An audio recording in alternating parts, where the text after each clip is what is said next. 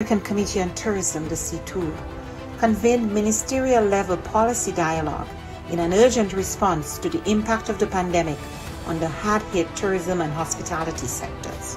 Policymakers and experts discussed biosanitary protocols, travel and visa facilitation, among other critical areas for the sector's recovery. Partnering with the George Washington University and the U.S. Bureau of Indian Affairs, we went ahead with the scheduled first Indigenous Tourism Forum of the Americas, pivoting to a virtual format and convening over 240 participants from indigenous communities, the private sector, and governments. SETI also integrated sustainable development practices in the COVID-19 response. The pandemic is a daily reminder of the links between water, health, sanitation, food security, and nutrition.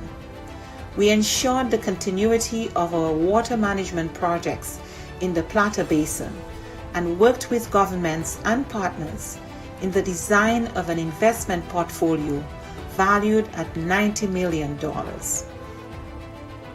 Additionally, the Energy and Climate Partnership of the Americas continued to share relevant best practices and responses to the pandemic on energy and air quality. These few examples indicate our collective impact. We cannot do this alone. It is now more urgent than ever to address the region's structural weaknesses, to recover from the health, economic, and social crises occasioned by the pandemic and prepare for future shocks. It is imperative that we work together as we risk losing recent development gains and seeing millions fall back into poverty. It is time for the region to redirect course and pursue a more sustainable, resilient, and equitable future for all. We are in this together. But the resilience building agenda is too big for any one stakeholder to address acting alone, and simply bringing together stakeholders, whether at the national, subnational, regional, or global level, is not enough. Effective, focused, and sustained coordination among stakeholders is paramount to provide countries with integrated and comprehensive support. The OAS, as a hemispheric forum and honest broker, must continue to facilitate this process while we work with member states towards the attainment of the 2030 Sustainable Development Agenda. Cooperation, collaboration, and partnerships that include all actors strengthen us, enabling us to be more than the sum of our parts. We can and we must work together. The future of our region depends on it.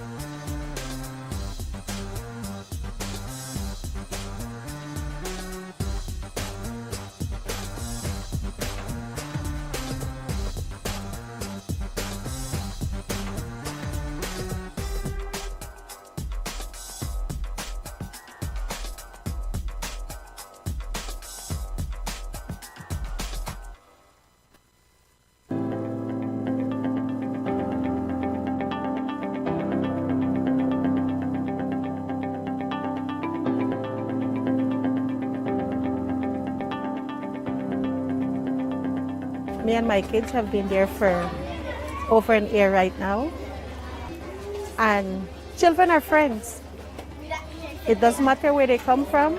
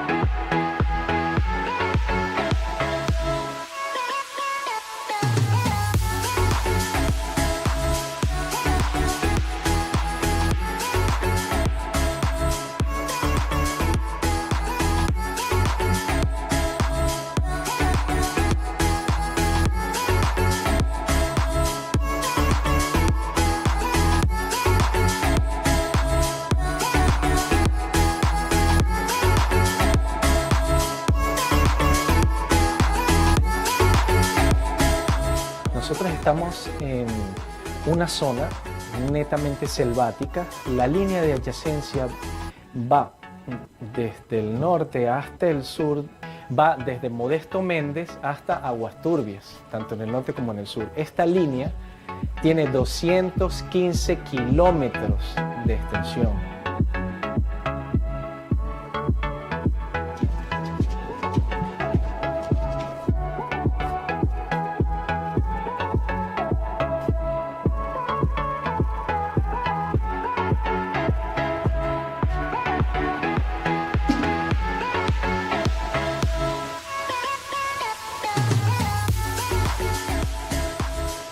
De allí vino él, se buscó creo con los de la OAS y de allí vino el proyecto para acá, para Judá. Y fue que lo dieron el terreno, y lo dieron todo que era mano de obra y el material para hacer las casas que están ahorita. Y por ese motivo estamos aquí viviendo por ahorita.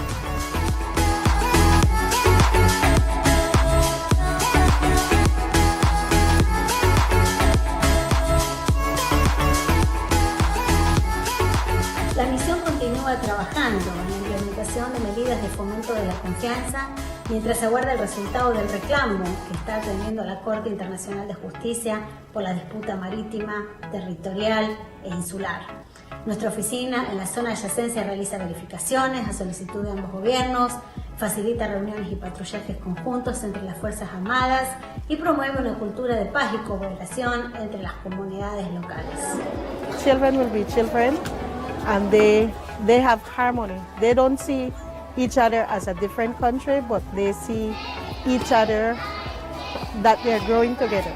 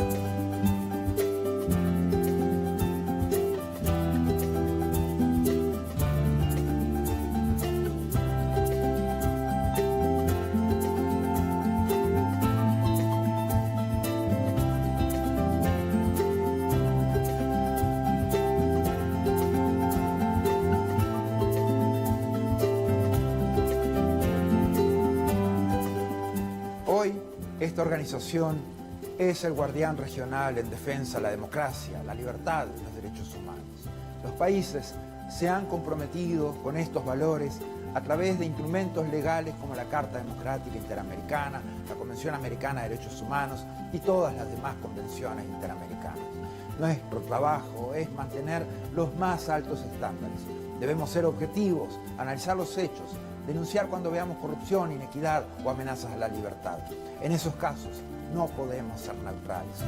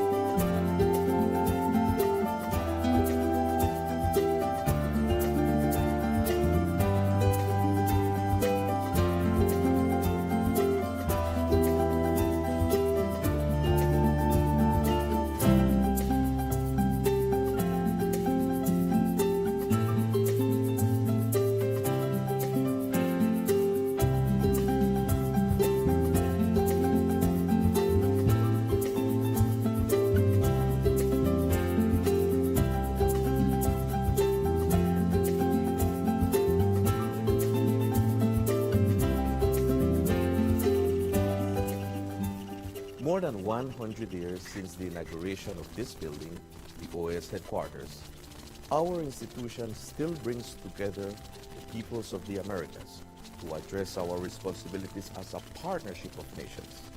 As we look to the future, our work must also focus on the construction of a positive agenda that continues to favorably impact millions of lives every day.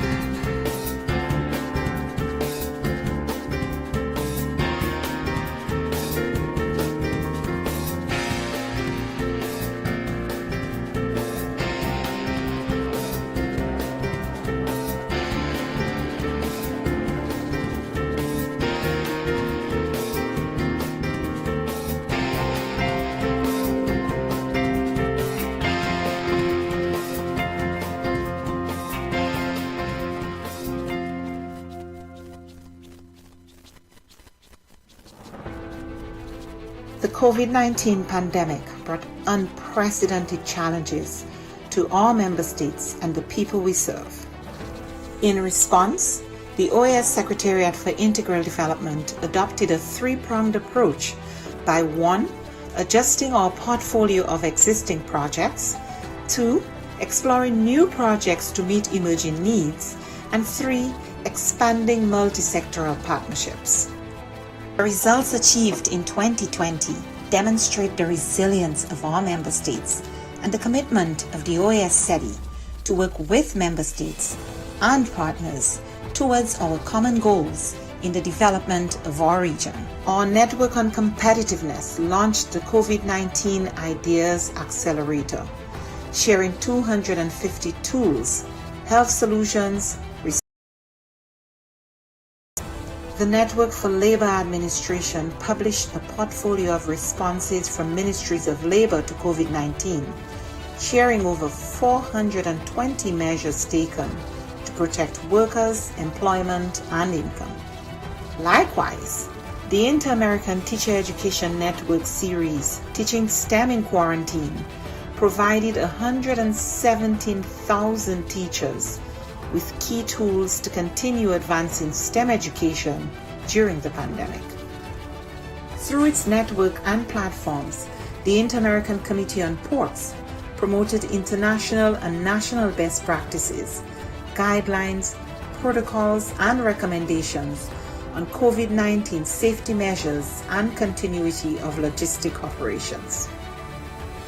Initiatives such as the Education in Times of Change platform allowed us to meet urgent needs by offering timely tools on virtual education and a dedicated space for ministries to share strategies, actions, and solutions.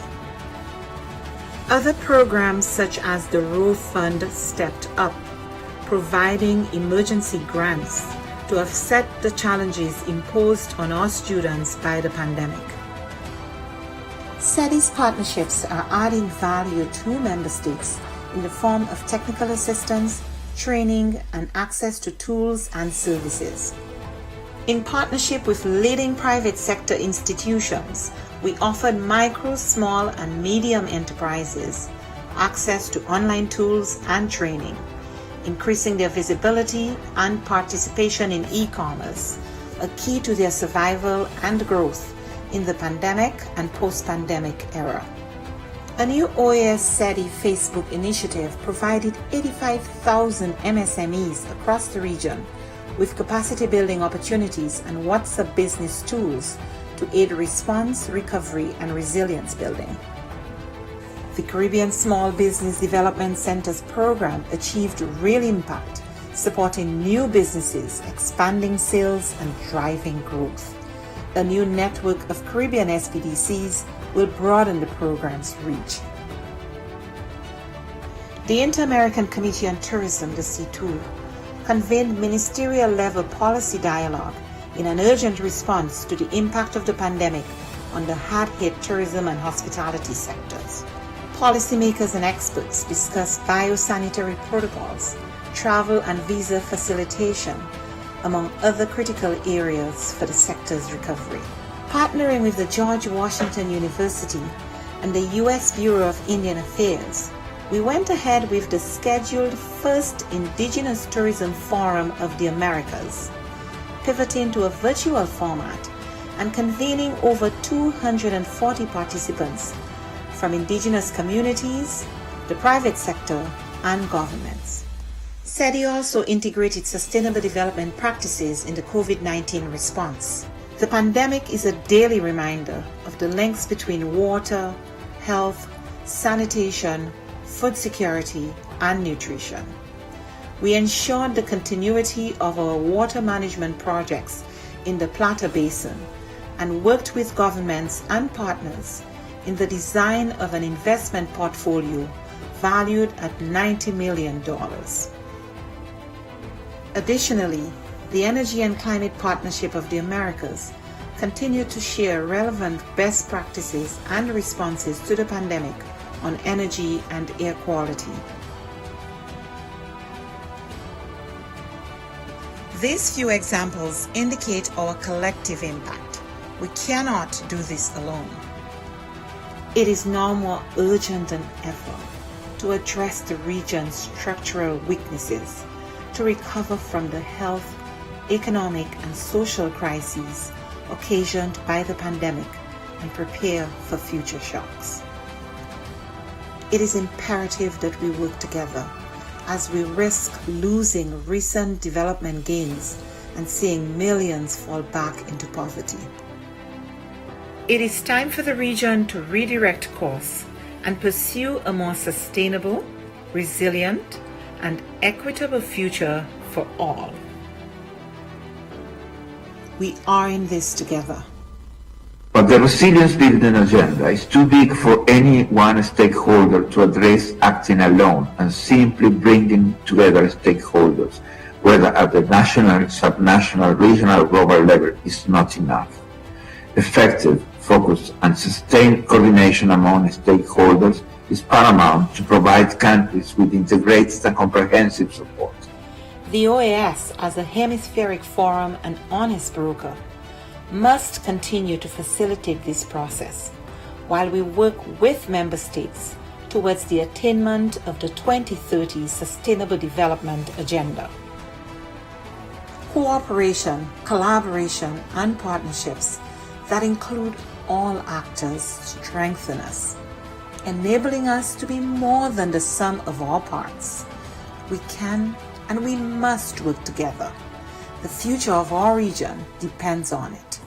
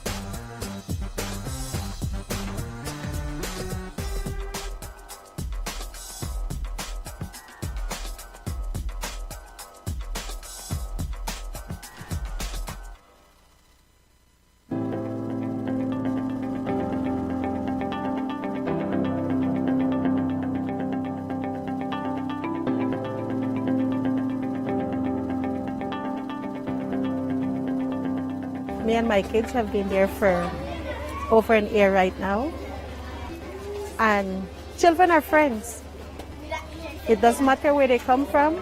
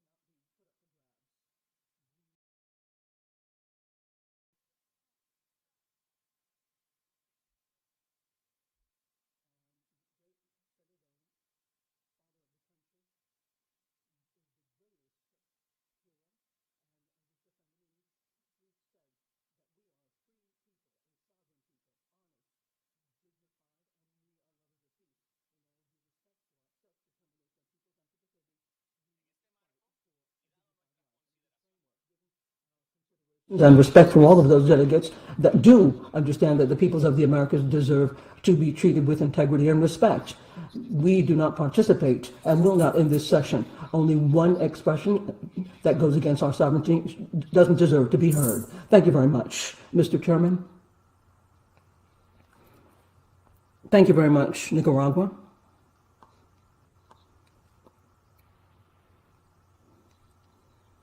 Having heard the position of the delegation of Nicaragua, if there are no further requests for the floor,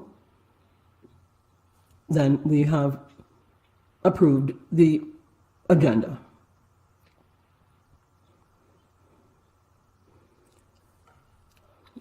We will move on to CP/2646, which has been presented by Canada, Bermuda, Chile, Costa Rica, and Ecuador, United States, Paraguay, Uruguay. I would like to give the floor to those delegations, the proponent delegations, to make a presentation. Chile has the floor.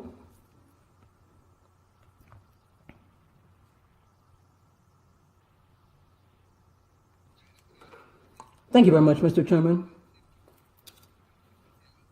First and foremost, we truly appreciate that this regular session has included this item on the agenda. Antigua and Barbuda, Canada, Costa Rica, Ecuador, the United States, Paraguay, Uruguay have crafted this so that the main political organ of our organization will take a moment to reflect.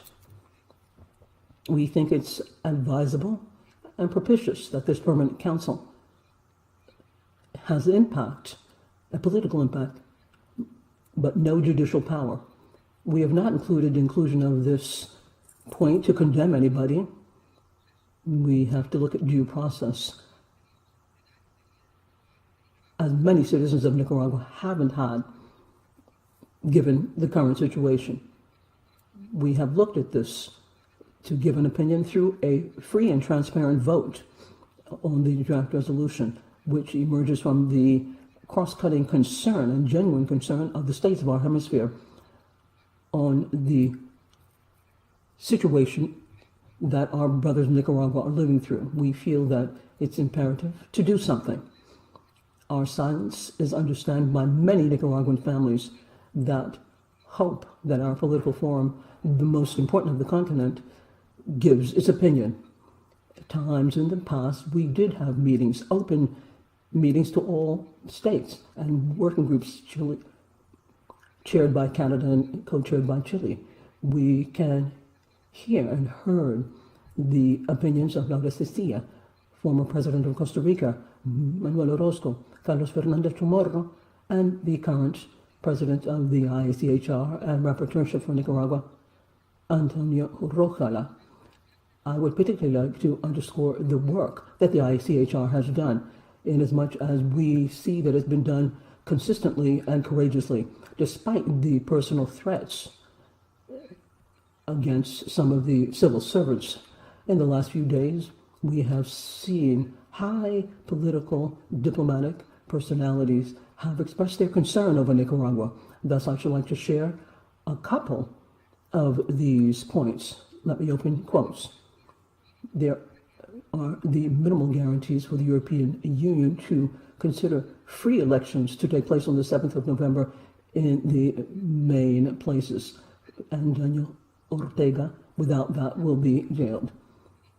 Minister of Foreign Affairs of Spain, 2 days ago, said, and I quote, "The Ortega regime is one of the worst dictatorships of the world, and it is being warned before the 7th of November. Joseph Borrell, High Representative of the European Union for Foreign Policy. We feel that it's urgent to ask ourselves, what has the OAS said? We hope to respond and answer that question today. Mr. Chairman, esteemed ambassadors, ladies and gentlemen, the group that we represent, and all permanent missions in the preamble and paragraphs speak to the actions to be taken by the OAS with regards to the situation in Nicaragua, and particularly resolution of 15th of June this year. And then, in the conclusions on human rights in this country, referring directly to the verbal report of the situation of human rights in Nicaragua. This was presented on the 13th of September 2021 by the UNHCR. Mrs. Bachelet, I remember the Nicaragua's commitment with values and democratic values for the government, and the draft makes an appeal to free the political prisoners and the respect of human rights in Nicaragua. And the operative section urges the government of this country to adopt measures to hold free elections, fair and transparent elections, as soon as possible under international observation in keeping with the principles of the Inter-American Democratic Charter. And it concludes in the resolution leaving open the possibility that the OAS adopt other measures, and speaks to this topic to be sent to the General Assembly, which will be held in November. Mr. Chairman, we hope that the draft has the far-reaching support of most of this Permanent Council and will contribute to be a guide for Nicaragua so that it finds its route to democracy and the enjoyment of fundamental rights. We have to fight for a peaceful institutional path forward, and we have to use dialogue. We have to be mindful of terror, panic, and pain that our Nicaraguan brothers and sisters are living through, and that is why we have to support a solution. We truly appreciate the work and the commitment of various ambassadors and their teams for presenting this draft. It's not easy to come up with these kind of agreements.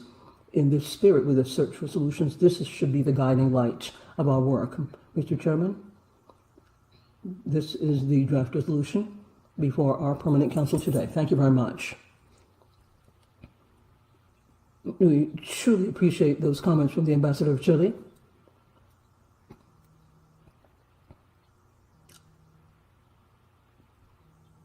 I'd like to offer the floor to delegations who might like to make comments on this point.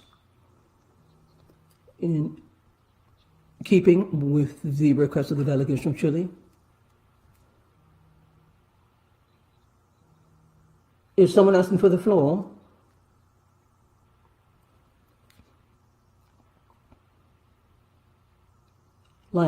Lin Young, Belize, has the floor. Excellency Josue Fiel, Chair of the Permanent Council of the OAS, and His Excellency Luis Almagro Lemes, Secretary General of the OAS, Excellency Nestor Mendes, Assistant Secretary General of the OAS, and fellow permanent representatives of member states and observer states, as well as attorneys. Thanks for the opportunity to speak on this important matter. The resolution that is being tabled for consideration today is substantially the same as the one passed by the Permanent Council in June 2021 by a wide margin, and Belize was one of 5 countries that abstained. 4 months have elapsed, and we note with regret that the government of Nicaragua has not complied with all the calls in that resolution. On the contrary, further actions taken by the government of Nicaragua has diminished the prospects for democracy and drawn condemnation of the international community, including regional states. We note with concern, however, that the Nicaraguan government contends that foreign influence, especially in the form of financial inputs, were being channeled to certain opposition figures and civil society leaders. This is a violation of the principle on non-interference in internal affairs of sovereign countries and the Charter of the Organization of the American States. The continued detention of leading political figures in Nicaragua, however, is unacceptable to Belize. Their exclusion from the political process cannot be countenanced, and so we repeat our call for their immediate release. Belize takes great pride in our long-standing commitment to democratic governance, and we have repeatedly expressed directly to the government of Nicaragua our commitment to democratic principles and our concern about the measures they have adopted in the run-up to the November 7th elections. However, we are now satisfied that there will be and can be no change between now and November 7th that will convince Belize that the elections will meet standards that we regard as fundamental and sacred for the conduct of free and fair elections. We have therefore, with reluctance, decided that we will support this resolution. We continue to feel strongly that diplomacy and dialogue are the most effective means to promote positive change in Nicaragua, and we sincerely hope that the government of Nicaragua, a valued member of the family of nations in the Americas, will adopt a new and more enlightened posture. Thank you, sir. Muchas gracias. Thank you very much, Ambassador Young. Ambassador Ron Sanders is recognized. Thank you very much, Mr. Chairman. Mr. Chairman, I try to be brief in my remarks on this resolution. Let me start by saying that Antigua and Barbuda was one of the architects of this resolution that's before us. And we did not come to that position easily. In fact, it was a position over which we agonized for some time. And even as this Permanent Council is convened to discuss this very difficult subject, we are filled with a sense of trouble that we have been brought to this point. We've been brought to this point, Mr. Chairman, not because of any actions of any other member state of this organization than Nicaragua itself. And that, I think, is important for us to understand. Anybody who reviews the history of Antigua and Barbuda's participation in the debates on Nicaragua in this council and on our voting record, we'll see that we started off in a position of giving Nicaragua the benefit of the doubt. And in every occasion when Nicaragua was condemned by other countries for things that were happening there, we continued to give them the benefit of the doubt and supported their position. We did not support that position blindly, Mr. Chairman. We supported that position by urging the representatives of the government of Nicaragua to remedy the situation that we saw politically developing in that country that was troubling. We saw a standard being established for the conduct of elections, for the attitude toward political opponents, in the attitude toward the media that we do not subscribe to in our own country. We have a free media. We have political discourse that is unfettered. We do not imprison people, not for their political attitudes or beliefs. We have a democracy in which expression and freedom of expression is encouraged. And never shall we experience the day in which freedom of expression is stifled in our countries. Because we so strongly uphold that principle for ourselves, we would be hypocritical if we did not uphold it for others. In any event, our comrades from Nicaragua have said that what we are doing with this resolution is interference in the internal affairs of Nicaragua. Nothing is further from the truth, Mr. Chairman. We are not attempting to interfere in the internal affairs of Nicaragua. Nicaragua joined the Organization of American States, and it subscribed to the rules of the Organization of American States. Those rules are set out in two seminal documents, the Charter of the Organization and the Inter-American Democratic Charter. If we all say we subscribe to those charters, then we must subscribe to what they ask us to do. And that is to uphold democracy, uphold the rule of law, have free and fair elections, and respect the right of expression of all. So, if in the course of what is happening in Nicaragua, those rules of this organization have been breached, then surely the other members of the organization have a right to say, you have breached our rules. And in breaching our rules, you have put yourself beyond the pale. And we must ask you, therefore, to remedy the situation, to correct it, to bring Nicaragua back on track in terms of how the rest of the member states subscribe to democracy, the rule of law, free and fair elections.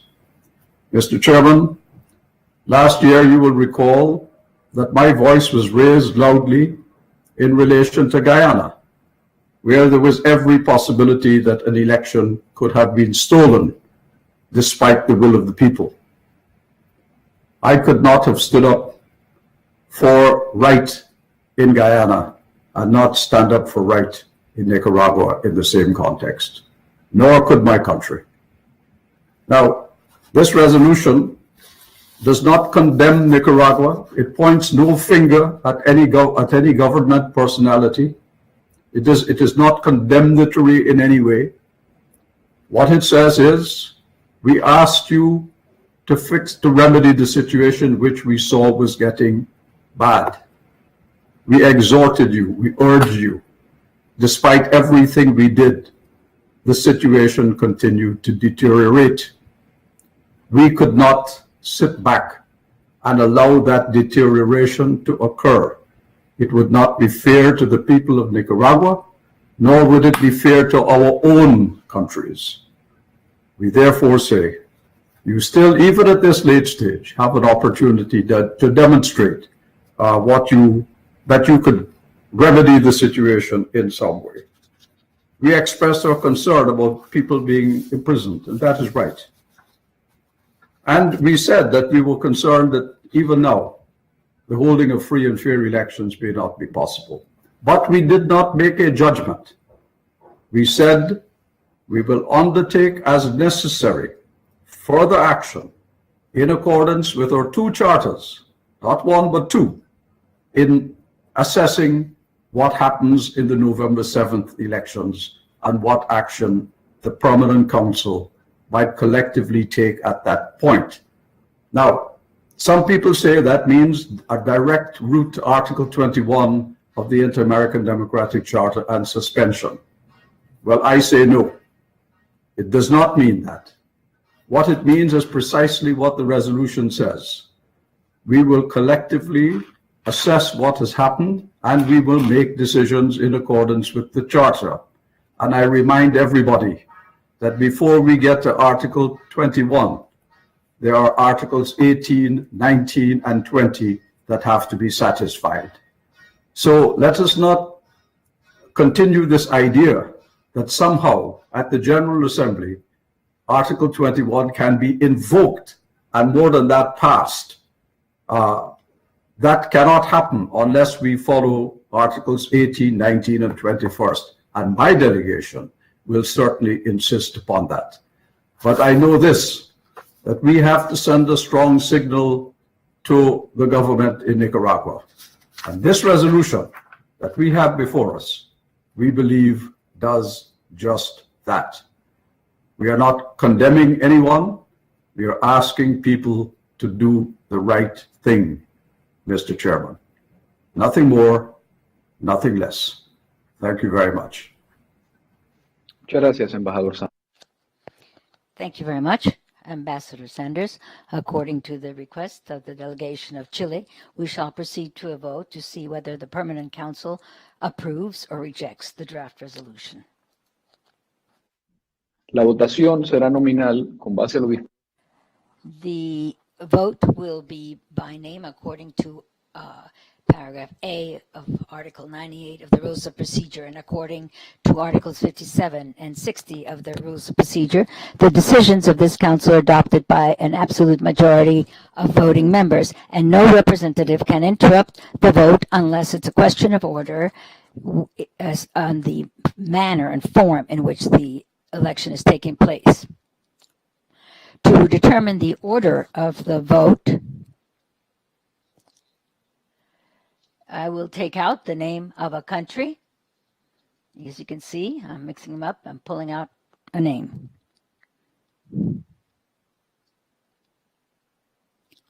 The vote will begin with Barbados. I ask the Assistant Secretary General, Nestor Mendez, to please call up each country to express their vote, yes, no, or abstention. Thank you very much, Mr. President. We shall start the vote. Barbados.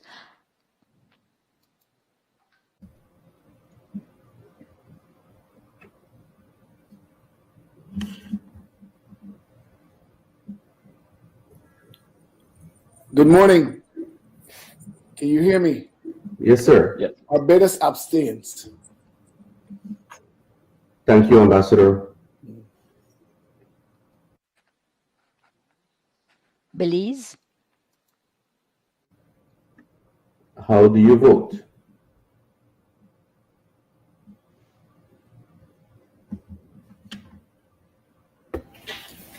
Good morning. Belize votes in favor of the resolution. Thank you. Thank you, Ambassador. Bolivia? Bolivia, how do you vote?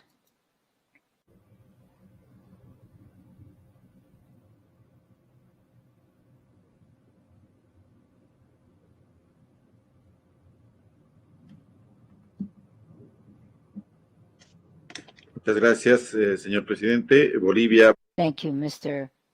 President. Bolivia abstains and reserves the right to explain it according to the rules of procedure. Thank you. Brazil, what is your vote?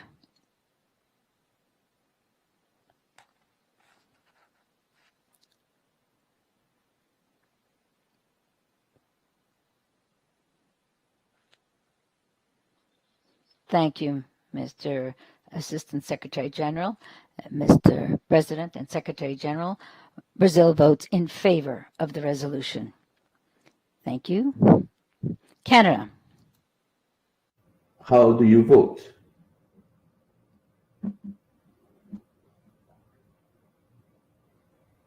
Good morning, Mr. Chair. Secretary General, ASG. Canada votes in favor. Thank you, Ambassador. La delegación de Chile. The delegation of Chile, how do you vote? In favor. Thank you. The delegation of Colombia, how do you vote?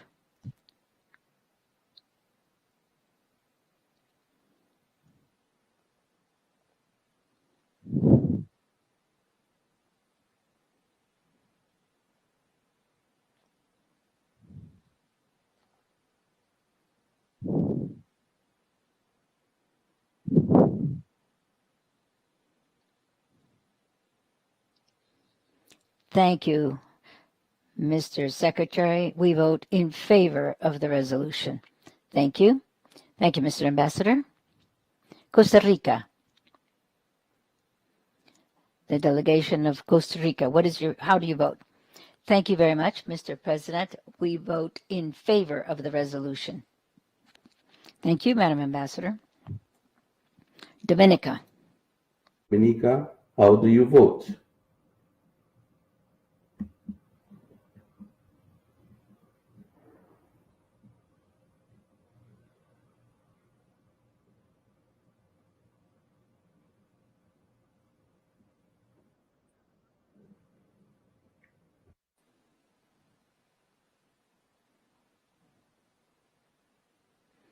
The delegation of Ecuador, how do you vote?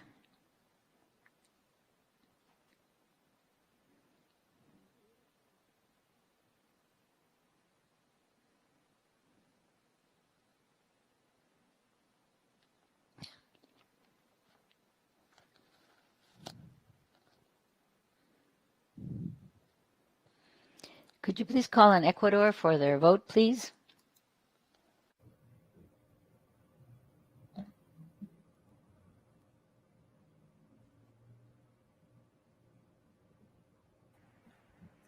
El Ecuador a favor, señor secretario general adjunto. Gracias, señora. We vote in favor. Thank you. Delegation of El Salvador, please. What is your vote?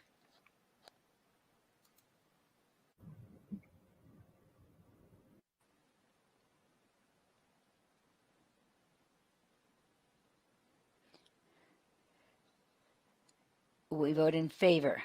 Thank you, Ambassador.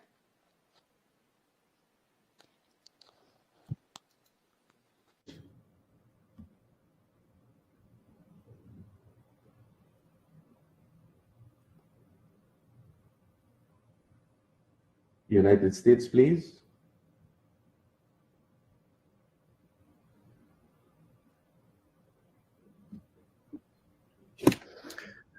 Good morning, Chair. The United States votes in favor. Thank you, sir. The delegation of Grenada, how do you vote?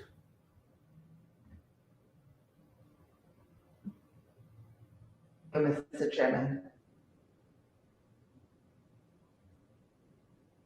Grenada, how do you vote? vote? In favor. Thank you very much, Ambassador. Thank you very much, Ambassador. La delegación de Guatemala. The delegation of Guatemala, how do you vote?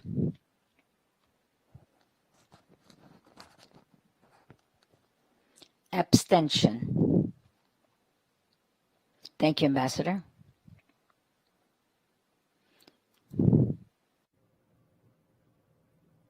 How do you vote?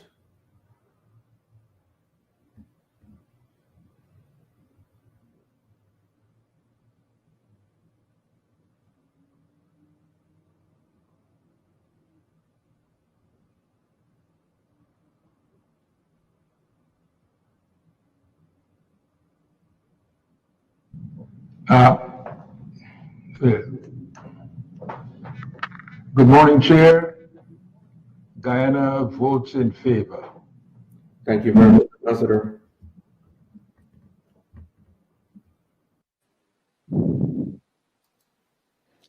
How do you vote?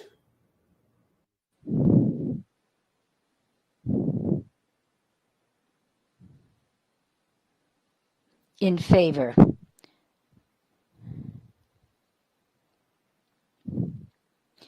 The delegation of Honduras, how do you vote?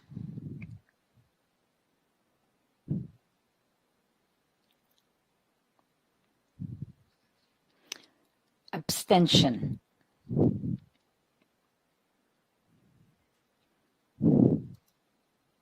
How do you vote?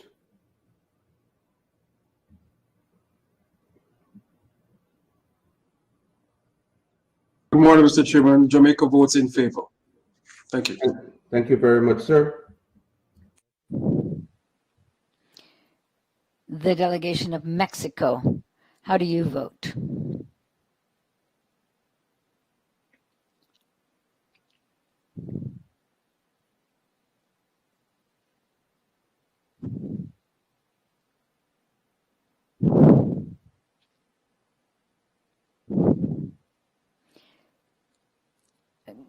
Could you please call and turn on the microphone for the delegation of Mexico, please?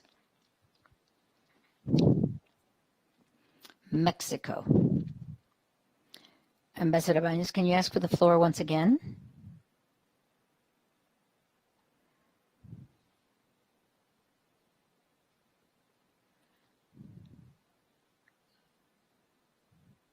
She could not be heard. Madam Ambassador, could you please repeat your vote? It was not heard. The Secretary General says she said abstention. Nestor Mendez says, I apologize, I didn't hear you, Ambassador. The delegation of Nicaragua, what is your vote?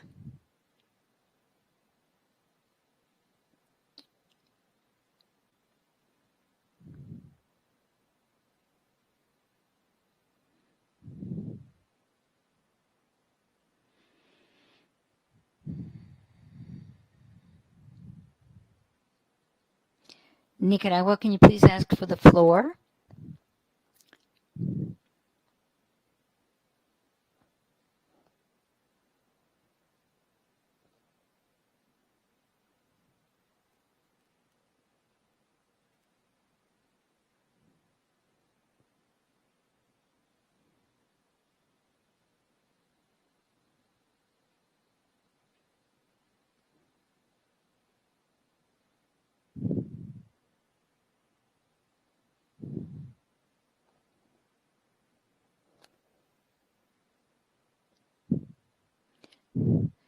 The Secretariat has informed me that they're not present in the session.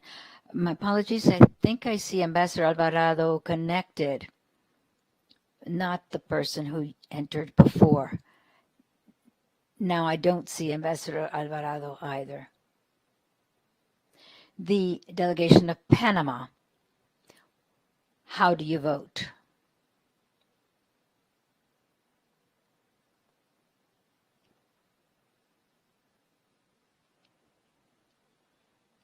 Could you please repeat? Panama votes in favor of the resolution. Thank you, Ambassador.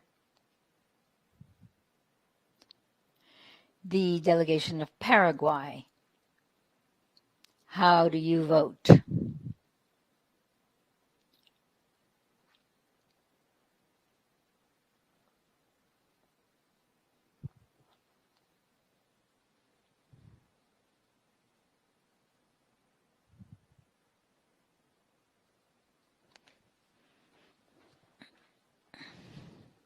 The Paraguay votes in favor.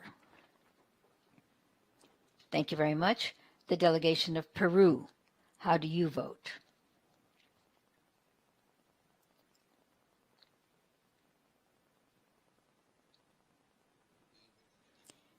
Peru votes in favor. Thank you, Ambassador. The delegation of the Dominican Republic, how do you vote?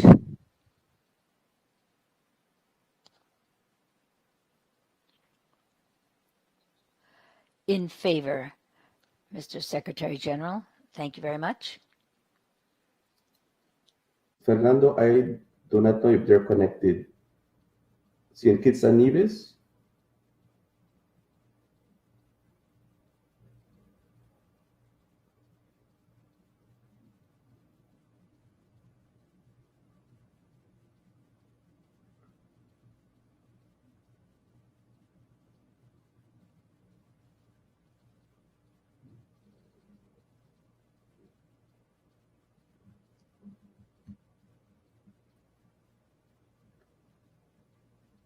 Ambassador, how do you vote? St. Kitts and Nevis votes in favor. Thank you very much, Ambassador. The delegation of St. Lucia, how do you vote?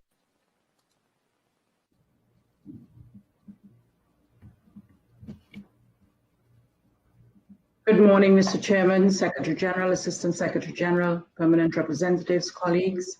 St. Lucia votes in favor. Thank you very much. The delegation of St. Vincent and the Grenadines, how do you vote?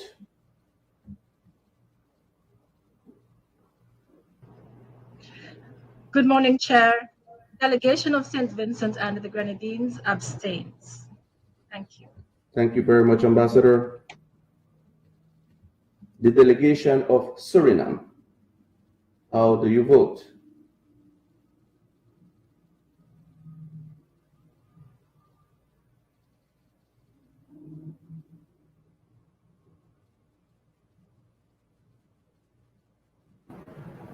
Good morning, Excellencies. The delegation of Suriname votes in favor.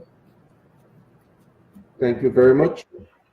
The delegation of Trinidad and Tobago, how do you vote?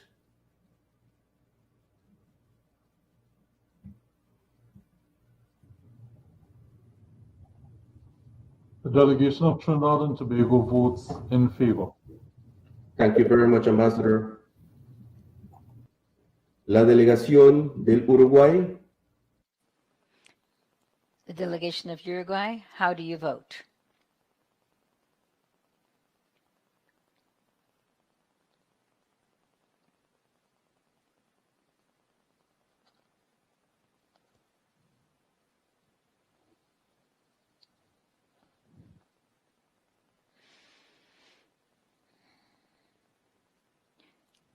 Could you please give the floor to Uruguay? Ambassador, can you please request the floor?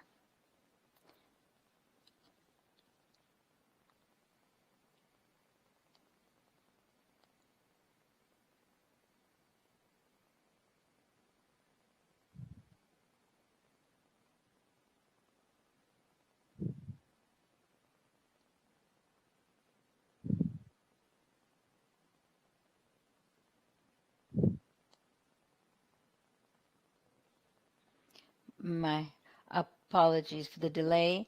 Uruguay votes in favor. The delegation of Venezuela, how do you vote?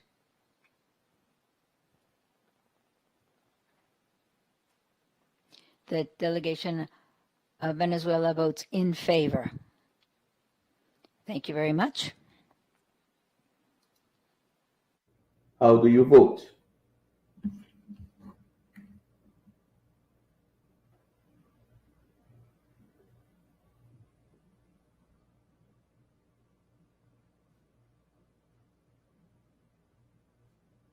Assistant Secretary General, I only heard how do you vote, but I assume you preceded those words with Antigua and Barbuda. Yes, sir. I was following it alphabetically. Antigua votes in favor. Thank you. Thank you very much, Ambassador. La delegación de Argentina. The delegation of Argentina. Argentina, how do you vote? Argentina abstains. Thank you very much.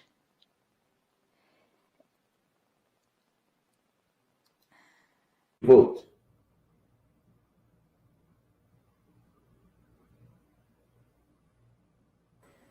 The Bahamas votes in favor. Thank you very much.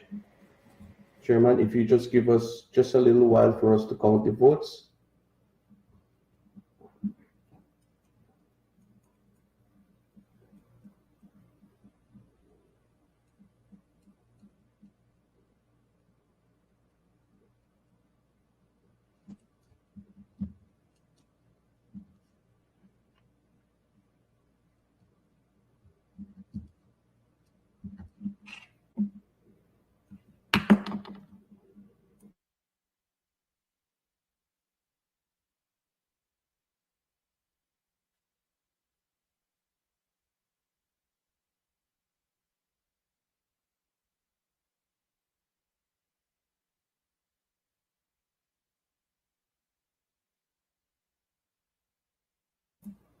Con su permiso, presidente, voy a pasar a anunciar los resultados de la votación.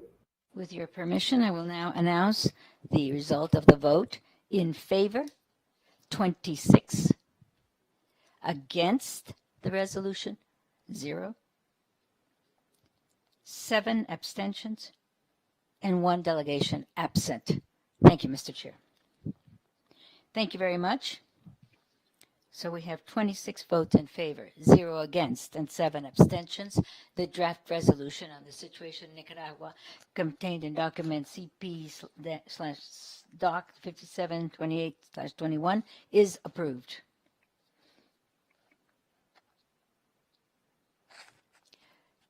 I now call on any delegation who wishes to explain their vote.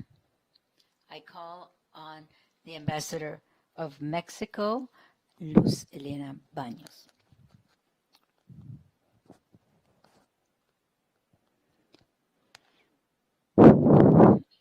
Thank you.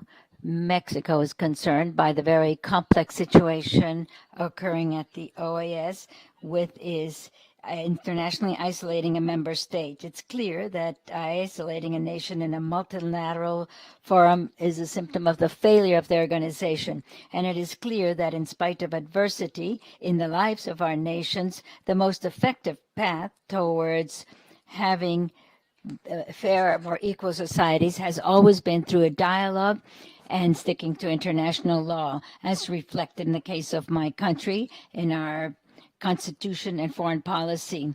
Given the present challenges, we have to strengthen our own sovereign process and at the same time fully strengthen the rights of our citizens. The government of Mexico would like to reiterate its firm commitment to human rights and to full democracy, the fundamental pillars of the OAS. However, the General Secretariat is not able to find a sustainable resolution for the status of countries, specific countries, because of the lack of a system for that. That's why Mexico would like to appeal to member states of the OAS to find a dialogue and the best way to strengthen the violation of rights in the hemisphere, to find solutions that can close in these problems is not only violation of the principles of the organization, but is not sufficient for resolving conflict. Mexico would suggest we start a constructive dialogue on sovereignty, peaceful resolution of controversies, and the full respect of all rights of all persons in order to obtain sustainable solutions. Thank you, Mr. President. Thank you, Ambassador Baños. Now I call on the Ambassador of Ecuador.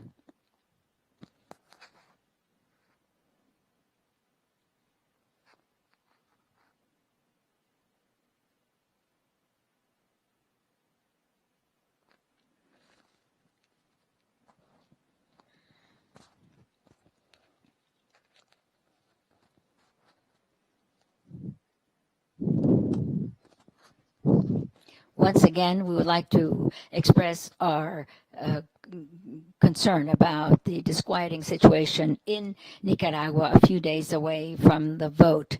And in spite of the many appeals of the OAS and international community, asking them to follow the rule of law and apply normal voting procedures. So the resolution of the 25th of June adopted by this council unequivocally adopted the request of asking Nicaragua to immediately release detained candidates as well as all political prisoners.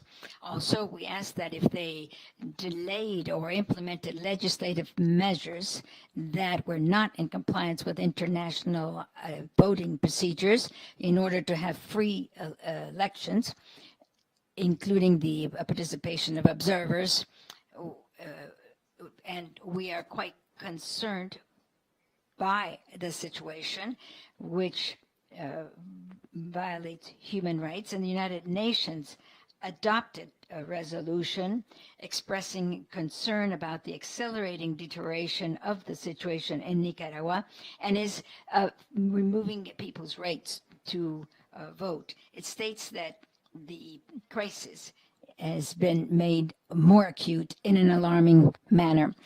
In addition, we have insisted that Nicaragua should follow international diplomacy, and we have worked hard with them to work on this area and reestablish a rule of law to protect human rights and the fundamental freedoms of the people and respecting the independent sovereignty of a state. Thus, my delegation urges once again the Nicaraguan authorities to apply the principles of the Inter-American Democratic Charter, apply the minimal guarantees for holding an election, and not intimidating or censoring the media or detaining candidates. Ecuador has co-sponsored this resolution And the nature of the text does not seek conflict. Instead, it attempts to assist the people of Nicaragua to exercise their right to vote through free, transparent voting following the Inter-American Democratic Charter principles. Thank you very much. Thank you to the delegation of Ecuador, and I now call on you, Watson, from Canada.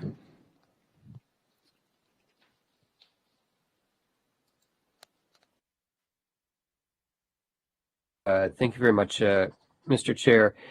Canada is one of the co-sponsors of the resolution that we have just adopted this morning, stands with the Nicaraguan people in their aspirations for a more just and democratic future, a future that includes respect for human rights, media freedom, and the opportunity for the people to make their own democratic choices in free, fair, and transparent elections. Under the direction of President Ortega, the government of Nicaragua has continued to commit gross and systematic human rights violations against its people, including campaigns of repression and state-sponsored violence against public protests and suppression of any political opposition.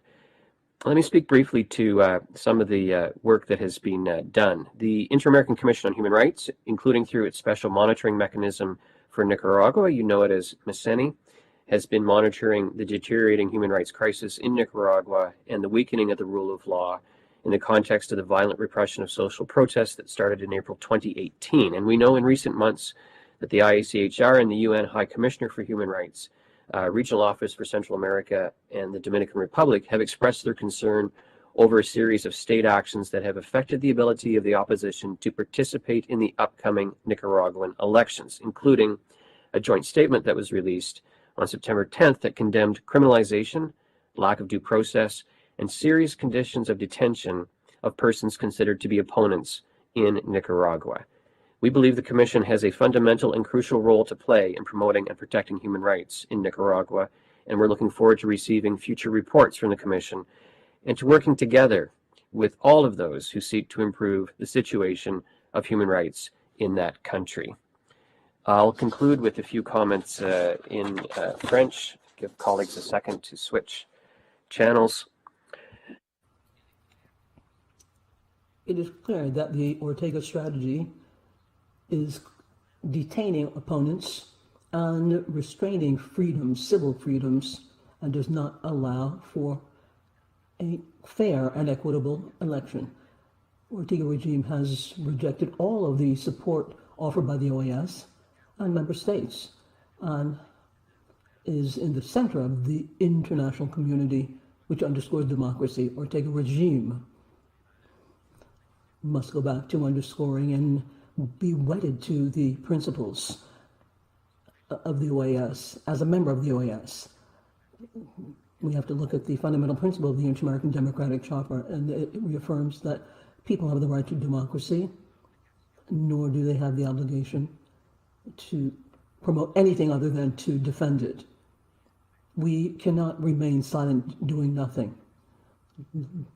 Looking at the democracy deteriorating in Nicaragua, we have to work together to draw the attention to the international crisis of this political crisis and underscore this for the Ortega regime. We are wedded to looking at the disastrous situation in Nicaragua, and we will take a firm position in favor of democracy. Thank you very much, Mr. Chairman.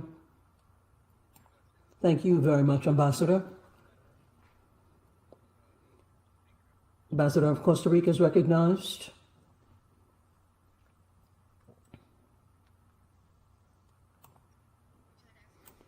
Thank you very much, Mr. Chairman. Secretary General, Assistant Secretary General, ladies and gentlemen, delegations. Once again, we're here to deal with a serious situation of human rights before the elections. Nicaragua is a member of this regional multilateral forum where we have to work together, hand in hand, and express our concern, given the lack of conditions for any democratic process to not be done in Central America. We go back to what was said by the UNHCR, Mrs. Bachelet, during the Council on Human Rights on the 13th of September 2021. Nicaraguans have to be able to express their right to a vote in the absence of intimidation, violence, or any other interference. People who wish that have to freely be able to nominate their candidates, and all voters, men and women alike, should be able to participate in the campaigns. As such, then, the media can cover the electoral campaigns of different candidates, free of interference or undue restrictions imposed by the authorities. None of that is happening in Nicaragua, unquote. We are looking at the detention of political opponents, journalists, and students, as well as breaches of political rights of citizens when arbitrarily canceling the legal rights of some political parties. These actions fly in the face of free enjoyment of democracy for fair elections and just elections. Everywhere there are full-fledged guarantees for the exercise of political rights of peoples and the freedom of expression. These actions deeply wound and weaken international institutions in Nicaragua. The government has to comply with all of its commitments in a sovereign way, in keeping with international law and international law that governs human rights. There is the Tegucigalpa Protocol in the regional framework, and in this organization, you must comply with your obligations of human rights for your people and for the people who have been detained in particular. This resolution is the right path, and it's an opportunity for the government of Nicaragua and for the Organization of American States to generate and spearhead specific actions within the framework of structured dialogue, which is open, sincere, and committed to this member state, and which allows for respect for the rule of law, and at the same time can lead to an electoral process that does not have any democratic values. Mr. Chairman, for Costa Rica, the only identity in the Charter for Central America should be the institutional democracies, organizations that are recognized with all due respect to human rights. Thank you very much. Thank you very much, Ambassador. Suriname now has the floor. Suriname.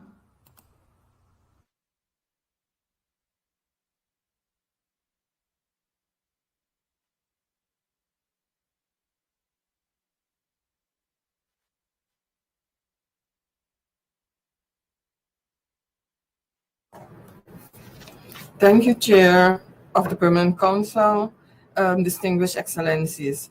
The delegations of the Republic of Suriname takes the floor to underscore its strong commitment to the upholding of democracy and democratic institutions in adherence to good governance and the rule of law, the promotion and protection of human rights and fundamental freedoms. In the same vein, the government of the Republic of Suriname values the importance of these principles and is an advocate of exhausting all diplomatic channels to reach a peaceful solution in Nicaragua and the holding of free, fair, and transparent elections in an all-inclusive and legitimate political and democratic process with the engagement of all relevant actors, even after the elections have taken place. The government of Suriname urges all relevant stakeholders to continue the dialogue to ensure that the upcoming elections are free, fair, and transparent based on the principles of the Inter-American Democratic Charter and all internationally recognized electoral standards, as well as taking into account the promotion and protection of human rights and fundamental freedoms. It is in light of the aforementioned that the government of the Republic of Suriname has voted in favor of the resolution on the situation in Nicaragua. I thank you, Chair. Muchas gracias. La delegación de Surinam. Thank you very much, Suriname.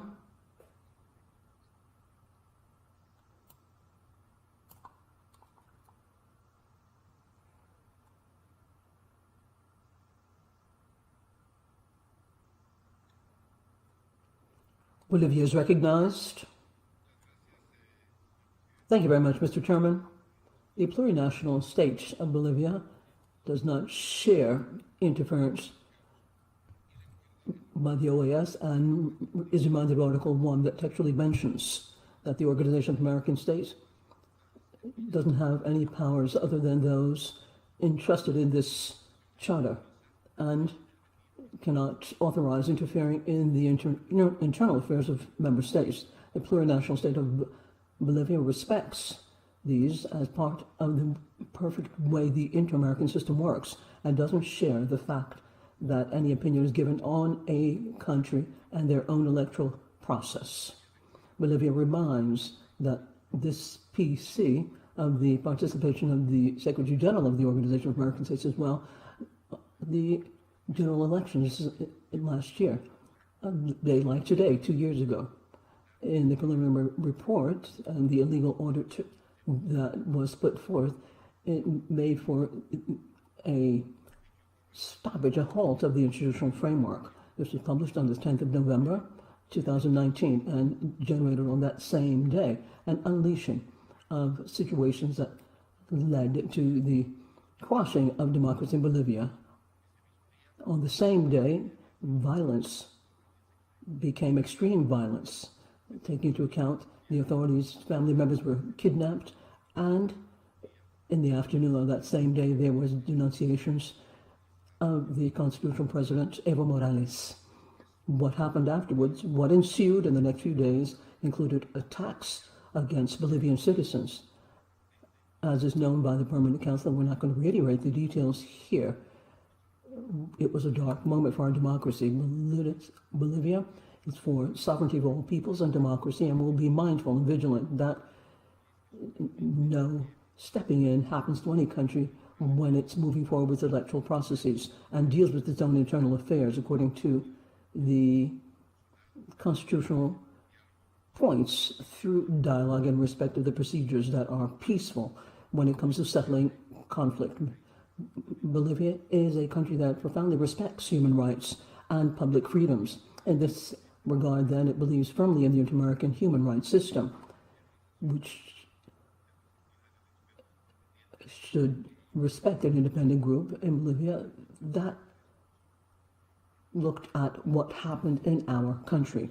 Bolivia urges all states to allow for the work of the Inter-American Commission on Human Rights and all of the mechanisms it has in hand to ensure effective exercise of human rights for all men and women of countries, and as such not generate any dialogue or discourse that can be used to undermine the independence and sovereignty of countries.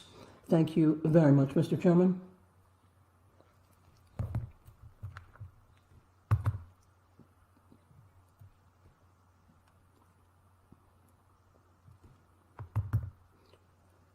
Don Carlos, Argentina is recognized.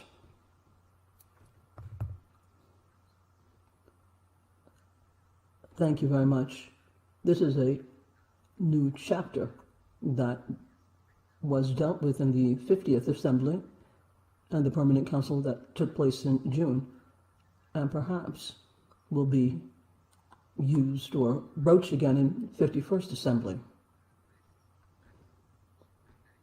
We are looking at some standards, universal standards. We're looking at sovereignty and cultural points, but more than that, we do not consider relevant going along with this action, and we feel that it's off the cuff and not appropriate given the expression of our opinion in a communique. Thank you very much. Thank you very much, Don Carlos. Uruguay is recognized.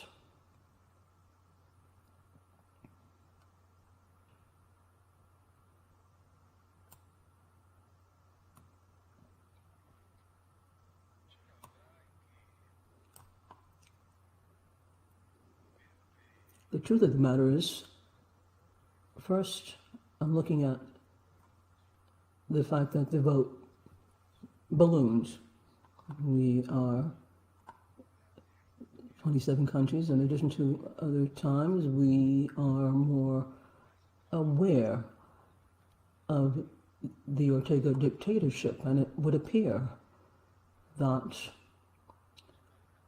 this is a positive thing. The second thing is that there are legal experts amongst us, jurists, who understand the understanding of international law and the Charter and international rights to be used in the cases in which there is a notorious breach of rights, human rights, electoral rights, but the most important, the right to life. So I don't know if I'm on a different cloud, but I really don't understand those countries that don't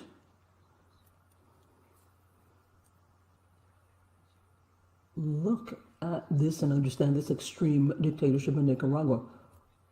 What do you need to understand that they're not allowing candidates to be free candidates? How can you not understand the desperate call for freedom? What do you need to understand? What would be the proof that we would have to give, the evidence to use the logic that all of us are using, or the immense overwhelming majority who want democracy to deal with this kind of dictatorship? Please tell me.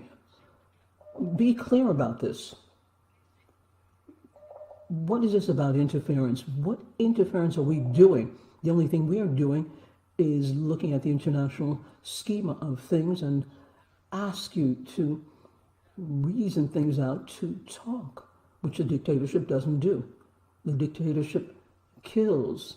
It denies freedom. It doesn't let candidates to work freely. So I don't understand.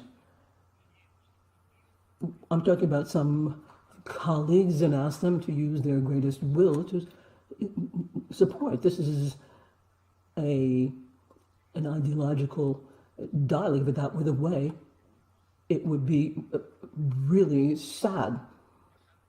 If we looked at things this way, that we would be in this session. I don't think that's the route ahead. I feel that this is our duty. Very little in terms of what we can do and what we're doing. This dynamic of the international community to raise their voice or have their voice heard and say to Mr. Ortega, look, we know perfectly well that you're a dictator. We know that the route to elections is tarnished. We know that we have to have electoral guarantees so that there is clarity with all of this and that process. We know all of this. We are looking to your people who are desperate in the streets. Take a look at this. Look at all of the media. Nobody is looking at this in Costa Rica. You've lost credibility. So I'm wondering, is there any Sandinist authority that has a posture who continues to be a revolutionary and who would go to hide behind the scenes in Costa Rica? We've seen the interviews in the international channels. We've looked at everything that's going on in Nicaragua. And we have to be firm. The court will win in this Ortega case because Ortega is going to win the race because this is entrenched. This is the problem that we're having. And the more we do, the more we are aware of this issue and the seriousness of it, there is a dialogue that we're going to have. But if we continue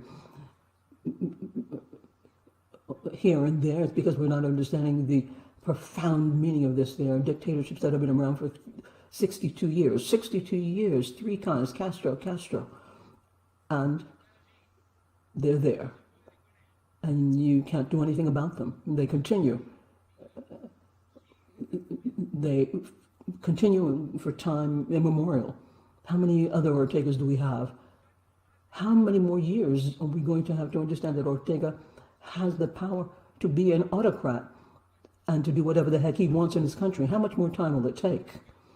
And what are we going to do about it? We talk, we're going to be part of the crowd. Well, we're not understanding the gravity of this, and not only are some not understanding this, but they are doing otherwise. Thank you very much. Thank you very much, Ambassador.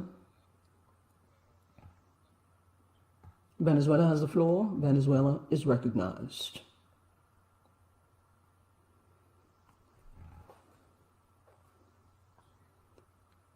The resolution approved today by the Permanent Council in our session is right to safeguard democracy in Nicaragua, and it's important that democratic states of the region understand that this is not enough. We have to have democratic governance that is consistent, and we all should be wedded to that, committed. We live in a region that is linked to the concept of democracy and is tired of looking at the gaps in increasing authoritarian regimes. The international community has no sanctions. The international community can not look askance at the deterioration of democracy. There have to be consequences. We've got members of the Organization of American States that speak to human rights, rule of law, democratic governance, commitments that are explicitly mentioned in the Charter and in the Inter-American Democratic Charter as well. Both documents ratified and complied with by Nicaragua. In the light of these commitments are in the Fundamental Charter in Article 1, and as the resolution says, the crisis in Nicaragua requires a commitment to democracy and democratic processes, transparent, free elections in keeping with international standards that are recognized, and the protection of human rights.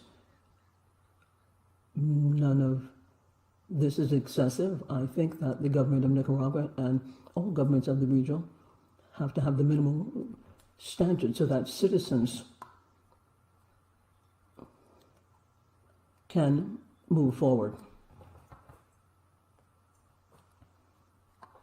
So that citizens can express their will, and governments will uphold democracy. The existence of dictatorships, such as the one we have lived with in Venezuela, Nicaragua, and Cuba, not only represent a tarnish on the image of the region, but it's a threat to peace and the possibility of working together. We hope that the OAS will look at Ortega regime and hope that this is not the only step, and that we will come up with fair solutions to a dictatorship that doesn't meet the points aforementioned. Mr. Ramirez, also mentioned by Ambassador Abdallah, was persecuted. Said the rule of law is a big hole in Nicaragua. In the meantime, the abyss is ever greater. Looking at the novelist in Nicaragua, we understand these words that underscores the tyrannies that don't last forever. Alas, our work has to be effective, and for that to happen, it requires consistency and firmness.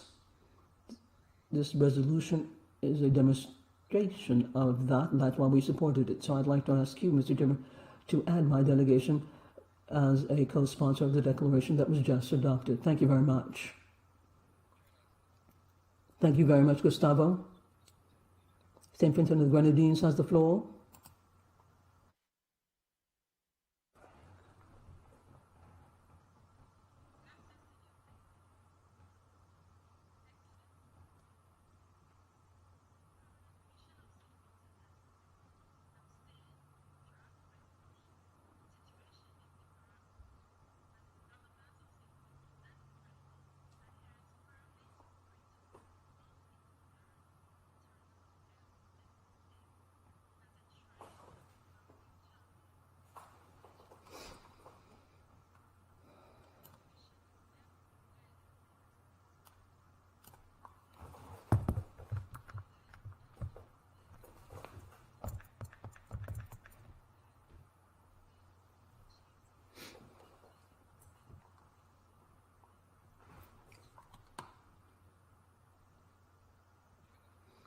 Thank you very much, Ambassador.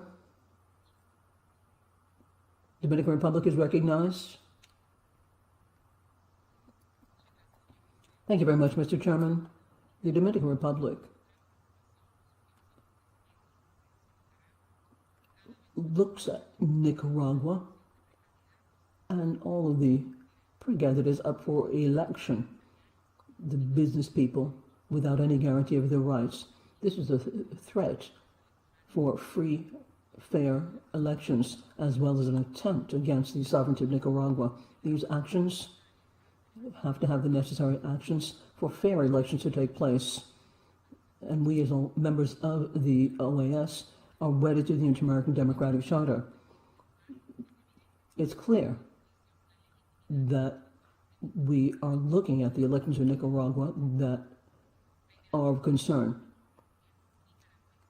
We call on Nicaraguans to use due process for the detained peoples to restore their integrity and reestablish the guarantees so that they can fully enjoy the political rights and so that they can participate in the elections. Mr. Chairman, we're all well aware and we respect the principle of non-interference in the internal affairs of other states and the free determination of all peoples. When a crisis affects a country, there are usually measures taken in the region, but we're quite clear that we are committed to the principles and values of our organization, especially when it comes to the rule of law and strengthening democracies and respecting human rights, freedom of expression, and transparency of public elections. The Dominican Republic will continue to follow the situation closely and supports any kind of regional mediation and cooperation that abides by the Inter-American Democratic Charter and the OAS Charter and the principles of international law and other values. We would like to help our Nicaraguan brothers and sisters to find a peaceful solution for the situation. Thank you very much, Mr. Chairman. Thank you very much, Ambassador. Paraguay has the floor.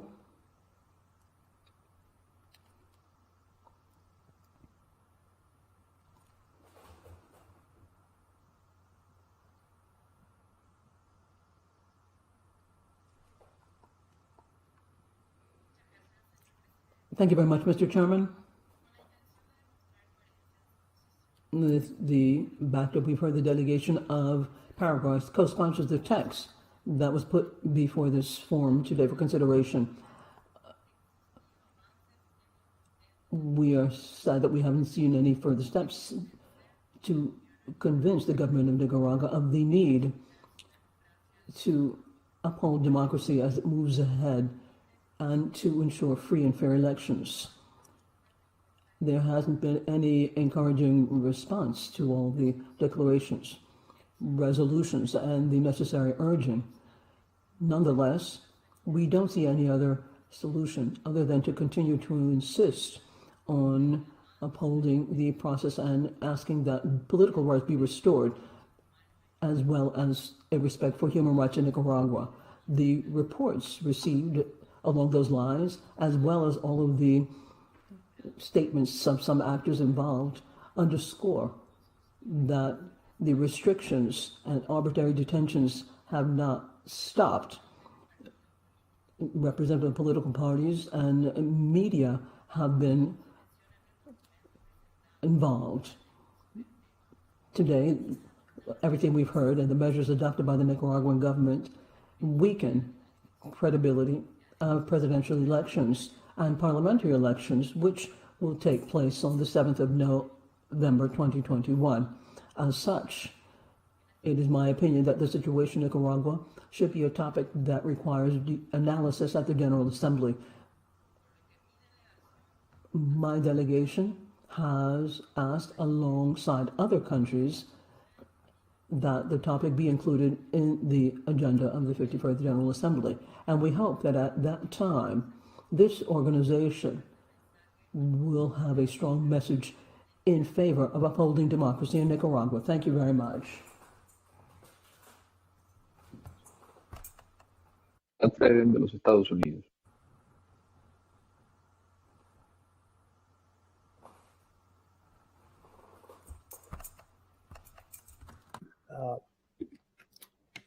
would like to congratulate all of the OAS delegations that voted in favor of this resolution today. The resolution sends a clear message to President Ortega and Vice President Murillo that their actions will not be tolerated by countries in the Americas. With the Ortega-Murillo government's decision to ban the last genuine opposition party, the elections scheduled for November have lost all credibility. This so-called election is nothing but a sham. The United States calls on President Ortega and the Nicaraguan government to immediately release political opposition leaders, journalists, members of civil society, private sector figures, students, campesino movement leaders, and others arrested in the current wave of repression. The United States condemns this ongoing campaign of terror. President Ortega, Vice President Murillo, and those complicit in these actions are responsible for the detainees' safety and well-being. Nicaragua's leadership has used a series of Russian-inspired laws as justification to repress their people, laws that are inconsistent with our hemisphere's democratic values as outlined in the OAS Charter and the Inter-American Democratic Charter. Daniel Ortega and Rosario Murillo do not have the consent of the Nicaraguan people to turn Nicaragua into a one-party, family-run dictatorship. The United States believes that Nicaraguans should be able to choose their leaders in free and fair elections. We will continue to use all of our diplomatic and economic tools to hold accountable those who undermine the ability of Nicaraguans to choose their leaders freely. With today's vote in favor of the OAS resolution, countries in the Americas have emphatically stated that President Ortega and Vice President Murillo's actions are unacceptable. The region and the international community must stand together with the Nicaraguan people in support of their right to freely choose their elected representatives. OAS member states have spoken out clearly today in defense of democracy and human rights in Nicaragua, and we urge member states to continue monitoring the situation in Nicaragua and to take further action at the OAS General Assembly, including under the Democratic Charter, if, as we expect, the Nicaraguan regime follows through on its plan to reaffirm one-party rule on November 7th. We also look forward to future reports on the human rights situation in Nicaragua by the Inter-American Commission on Human Rights and other respected non-governmental bodies. Chair, members of the OAS Permanent Council, ladies and gentlemen, we are not pushing to invoke the Democratic Charter. It is the Nicaraguan government, with its continuing disregard for basic human rights and fundamental freedoms, that is pulling us inexorably toward a discussion of the Charter. It is the Nicaraguan government that is leaving us no alternative when our ministers gather next month, save to acknowledge what none will be able to deny following these so-called elections in Nicaragua: that there has been an unconstitutional interruption of the democratic order in Nicaragua, and we, as member states that adopted the Democratic Charter 20 years ago, must act to uphold its provisions. Failure to do so in the face of such blatant disregard for its provisions can only encourage other would-be authoritarian governments to follow suit, potentially leaving us with a Democratic Charter that is not worth the paper it is printed on. Thank you, Chair. Muchas gracias, Embajador Freden. Thank you very much, Brad Freden. The Secretary General, Luis Almagro, now has the floor. Thank you, Mr. President. I would like to welcome the approval of this resolution the work in coordinating and drafting it and the many negotiations that have taken place with member states and also the result or the outcome of today's vote. I believe this demonstrates the commitment states have to democracy, to the principles of the OAS Charter, to the principles of the Democratic Charter. The rule of law, the democracy in Nicaragua is not only a problem for the people of Nicaragua, but for everyone else. Nicaragua has international obligations as a result of its commitment to inter-American instruments to respect and to value human rights and ensure the full exercise of the political rights of all Nicaraguan people. Nicaragua has the obligation to bring back the democratic framework to the country. As a country, it took on the commitment to guarantee full exercise of democracy. This was confirmed by the Inter-American Human Rights Court, asking that they have periodic review of the elections and measures to study the rule of law, the political commitment, and avoid that one single person remains in power forever. In spite of the many opportunities that existed to strengthen the electoral process and guarantee free, transparent, fair elections, the government instead opted for the path of tyranny, lying to the international community about its developing fair and equitable elections. The OAS for many years has worked hard to build that electoral process. We sent missions to accompany the municipal elections in 2017 and made significant recommendations to the point that we drafted a resolution to undertake an electoral reform. In April 2018, they promised to undertake serious reforms that would lead to greater democracy. And in the beginning of 2019, with the Civil Alliance Government for Justice and Democracy, they asked the Secretary General of the OAS to resume the work that began in 2018 to undertake electoral reform. In April of 2019, they reported on the criteria required to begin the process. The government and the alliance agreed with the proposed text. But over time, the negotiations were canceled and there was no interest in undertaking the necessary reforms. As of that moment, a roadmap was laid out that would lead to these elections that are to take place in November. We're a month away from the elections, and it's quite clear in Nicaragua that the electoral process for 2021 does not even have the minimum guarantees to ensure democracy. There are political prisoners. It's very well known that Nicaragua has to undertake electoral reform that is absolutely necessary. It is well known that Nicaragua has to have credible elections in the future, in the immediate future, and it's also known that Nicaragua has to free its political prisoners. Thank you, Mr. Chairman. Thank you, Mr. Secretary General. There not being any other requests for the floor, we will move on to the next item of the agenda.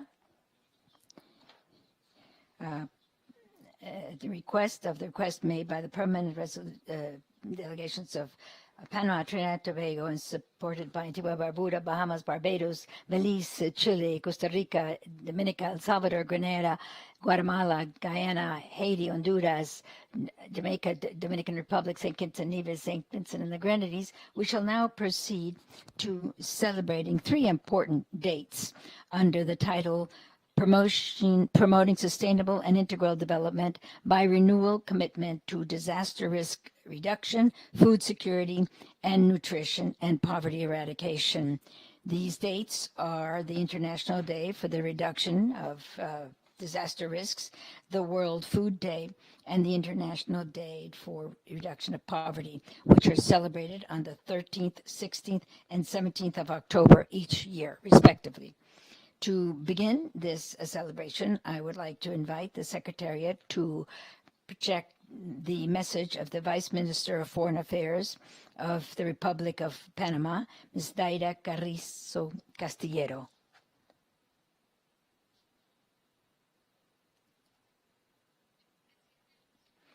Mr. President of Permanent Council, Secretary General of the OAS, Ministers of Foreign Affairs of the Americas, and ambassadors to the Inter-American System, the challenges of the 21st century have required that our countries need to reduce the systemic risk to safeguard life, health, and subsistence of human beings. We must anticipate threats and disasters that we may encounter. And to do so, we need to strengthen our own country's capacities, strengthen our governance, and move forward in the commitment to decrease poverty, implement development programs, and preserve our biodiversity and ecosystems.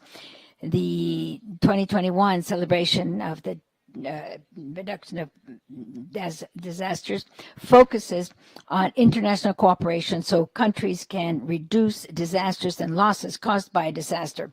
We believe that it's important to cooperate in this area, particularly given today's scenario and the pandemic, which took us all by surprise. In this way, we need to face the challenges of climate change and acknowledge the value of biodiversity in the region. And to do this, all of us have to make a strong and responsible commitment to it. I appeal to not only preserving the natural wealth of our continent, but also take on the leadership and take initiatives that ensure the life of the planet. In this regard, Panama is ready to lead any regional or global effort to reduce emissions and increase our ability to adapt and mitigate climate change by adopting the necessary measures to accelerate our move and transition to a new development model that is sustainable and resilient for the benefit of all.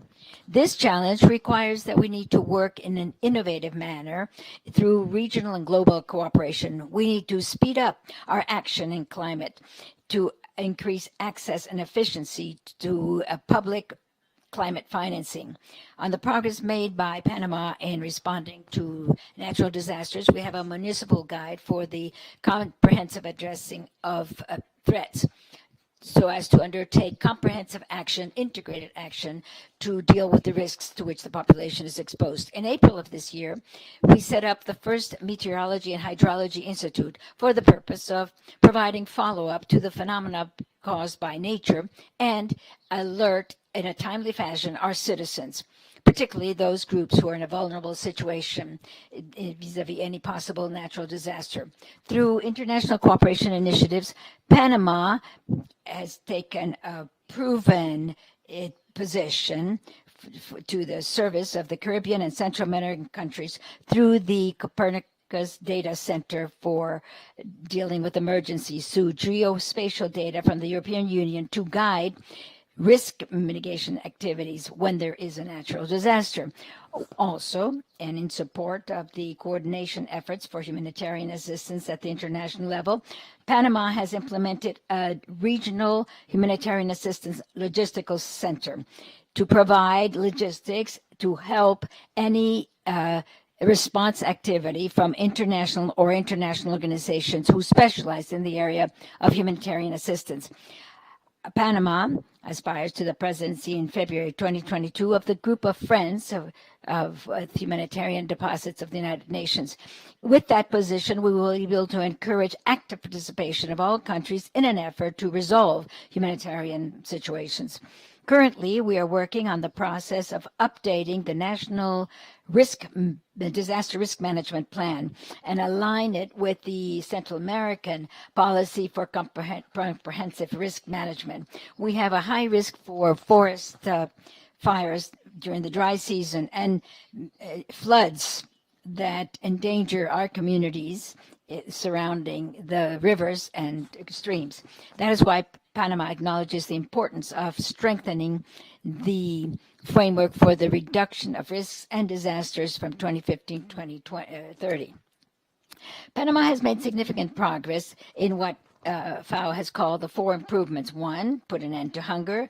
2, ensure food security and improve nutrition in all ways possible.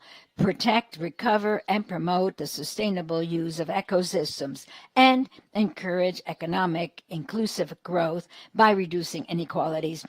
As to production, we have resumed agricultural production, both for export purposes of certain categories, but mainly to ensure the food security of our own population. This sector has become one of the main pillars in our battle against poverty and inequality. Another point to highlight is the strengthening of our legal and political frameworks through law that made institutional a model to study without hunger. We therefore implement the methodology of sustainable schools at the rural, urban areas and indigenous communities. And the intent is to scale it up to the national level. We also have a very successful example of a program to support social cohesion by encouraging land capital and inclusive growth, which leads to development and overcoming poverty in two of our indigenous communities, Nateluble and Dabalbalan. These attainments as a country should be capitalized to push this shared agenda in the region. SICA and CARICOM have made a significant effort in this area, and we acknowledge that and highlight as an example that it is possible to succeed when we join forces. That's why we would like to appeal to make the highest political commitment to implement a sustainable development agenda in the inter-American arena as a priority, taking into account the complementary activities for the benefit of the region. Thank you. Thank you. I thank the Permanent Mission of Canada for their support and for the presentation made by the Vice Minister of Foreign Affairs.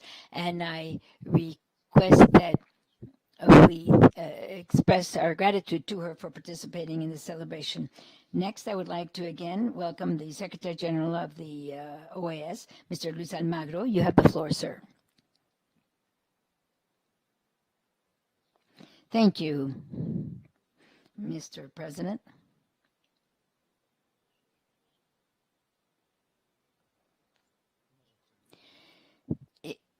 We are very honored to take on and to participate in this Permanent Council to address this issue, which is one of the most important and relevant issues in our region given the present context.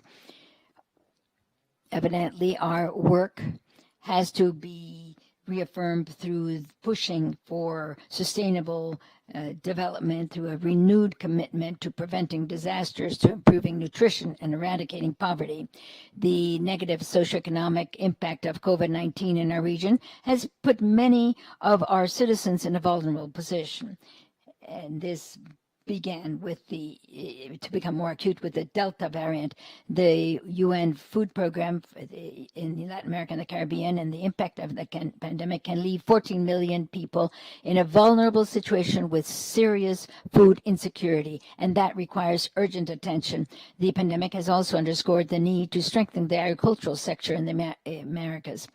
Malnutrition and importing of food continues to increase. We need to make sure that our farmers continue to have a safe production by protecting the food production chain. Latin America and the Caribbean has the unenviable status of being the most likely to suffer disasters in the world, and we've seen that through the constant hurricanes over the past few years. The Central America and the Caribbean are the first are in the forefront in fighting climate change. If we need to talk about adapting to climate change, we have to begin by supporting the countries in the Caribbean and Central America. Year after year, these countries suffer from horrendous hurricanes and experience firsthand, in the most dramatic way, the effects of climate change. The disaster management organizations of our member states are threatened by double challenge the response to the current pandemic and any other disaster that may occur. The crisis brought about by COVID-19 has reminded us of the critical role a government has in strengthening social security networks, strengthening economic improvement, and providing health care. We need responsible governments to reduce inequality and provide essential public services, so that the governments in the region need to design and implement strategies to overcome the crises caused by the pandemic and develop social, economic, and environmental systems that are much more resilient. This has never been more so. There has to be a better management of the recovery process post COVID-19. We now need to build better and move forward by recovering in a different way, centering on environmental and sustainable resiliency. The governments and their partners for development have to take advantage of this opportunity presented by the pandemic to rethink how we plan development in our region and develop approaches that are more resilient and increase efficiency to have a better and sustainable future. This integrated and comprehensive approach to development has always been argued for by the OAS, as you can see in the Social Charter and the Inter-American Program for Sustainable Development. The OAS is ready to lead this through CD, its social programs, and other relevant programs. That's why it's very important that as you recover economically, the member states focus on sustainable development, not leaving anyone behind.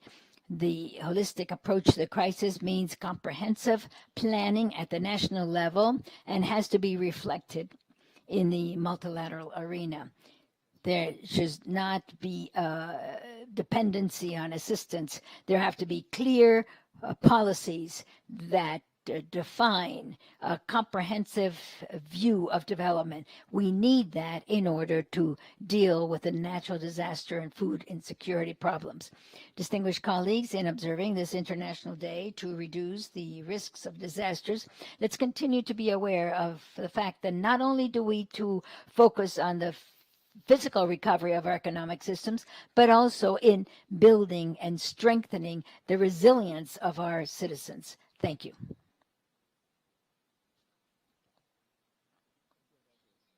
Thank you, Mr. Secretary General, for your intervention. Next, I have the pleasure of welcoming very warmly Mrs. Soledad Garcia Munoz, Special Rapporteur for Economic, Social, Cultural, and Environmental Rights of the Inter-American Commission of Human Rights. Rapporteur Garcia Munoz, welcome. You have the floor.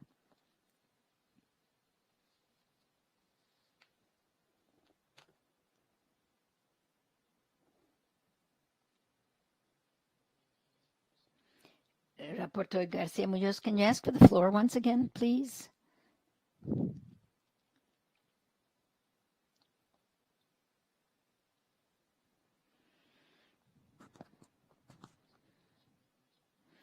And now please activate your camera and your microphone.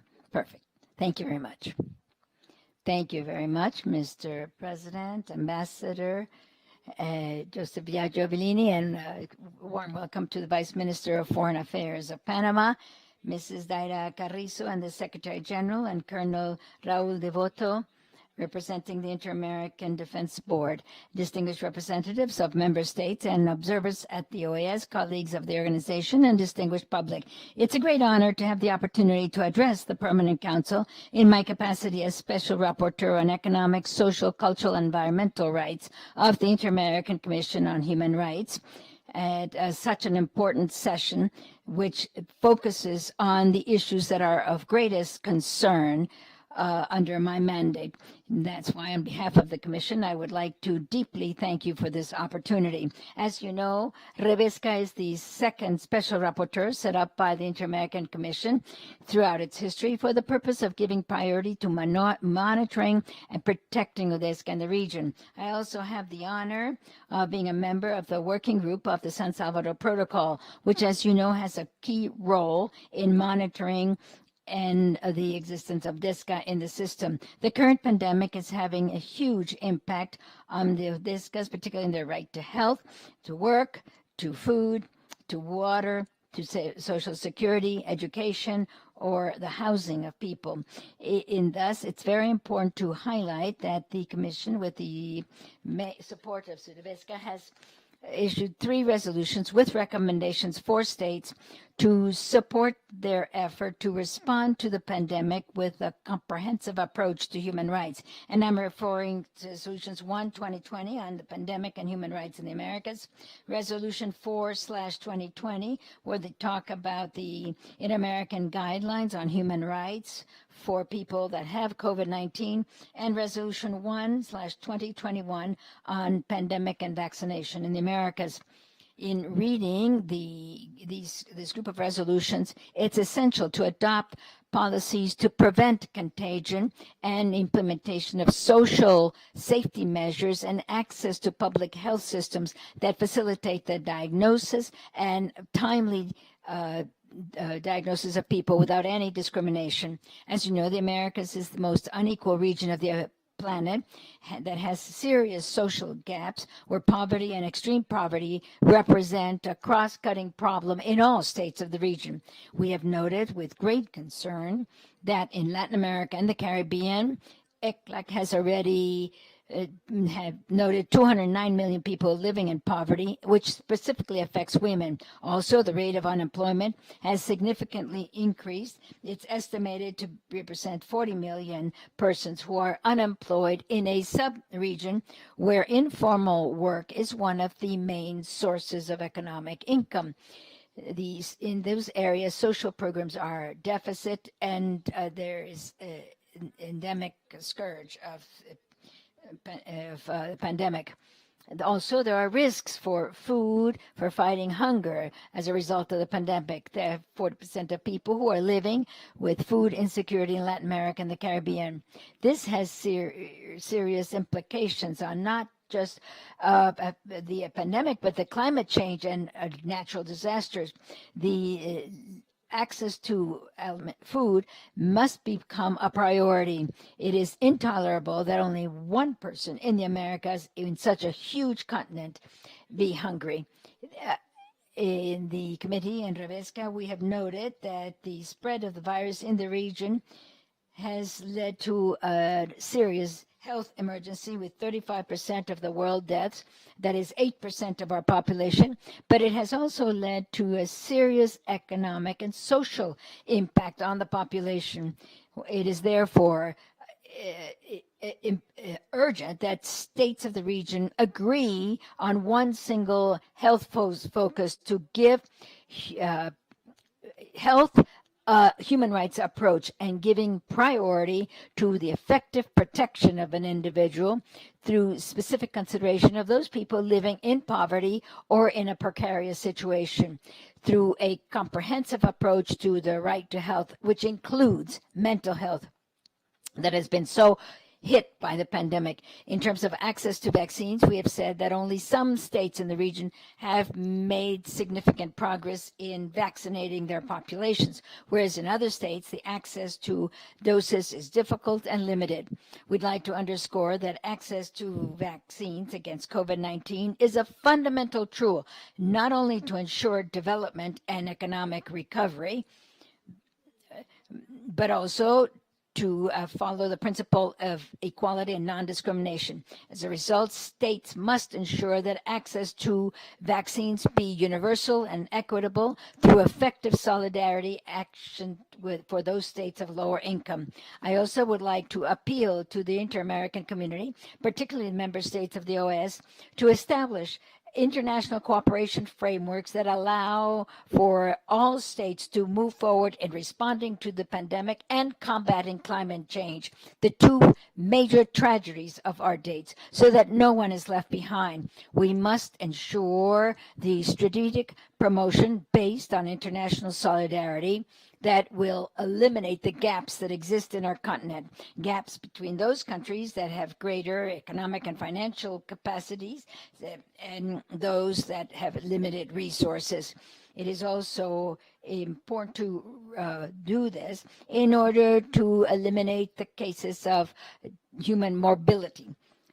Given the crises that we are experiencing, the climate emergency, it's time to reaffirm our commitment to the continuance and protection of all human rights for all people in the Americas, particularly in ISCA.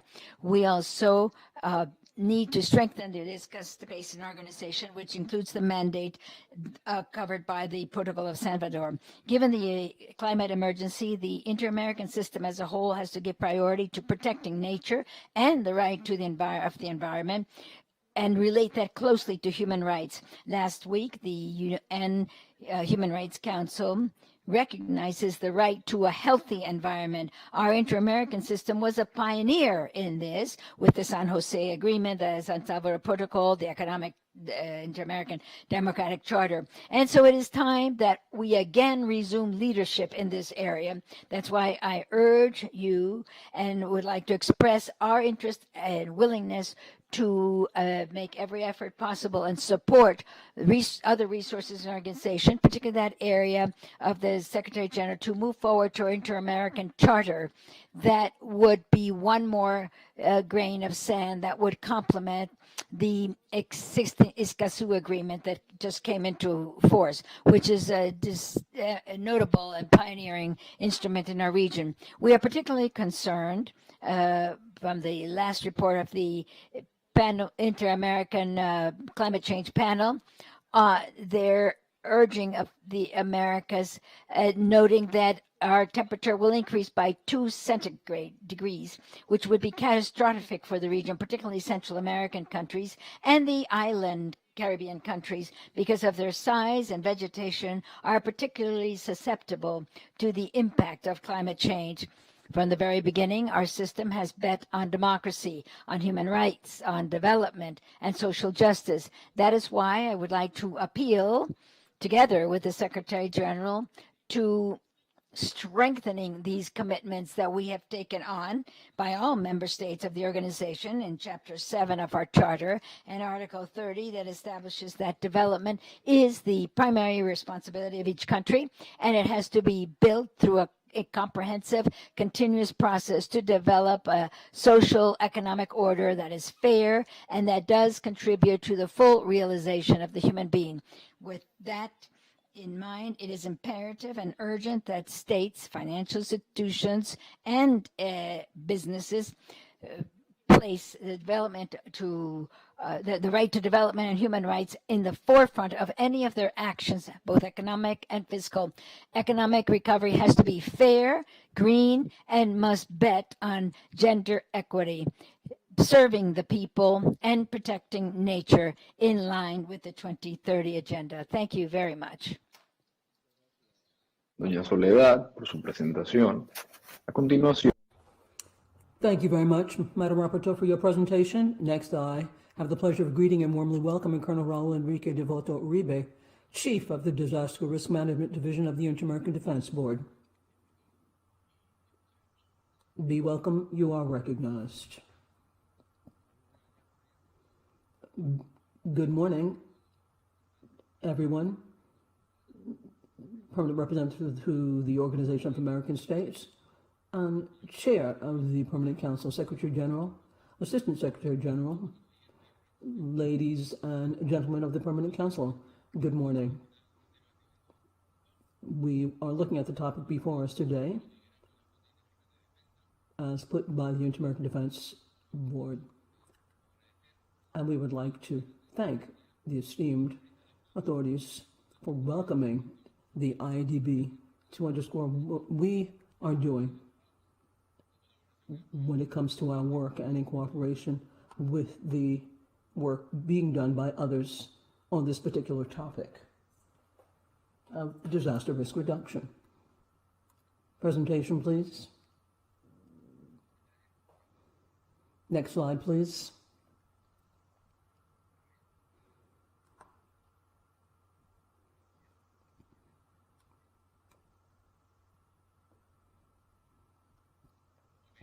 Very well.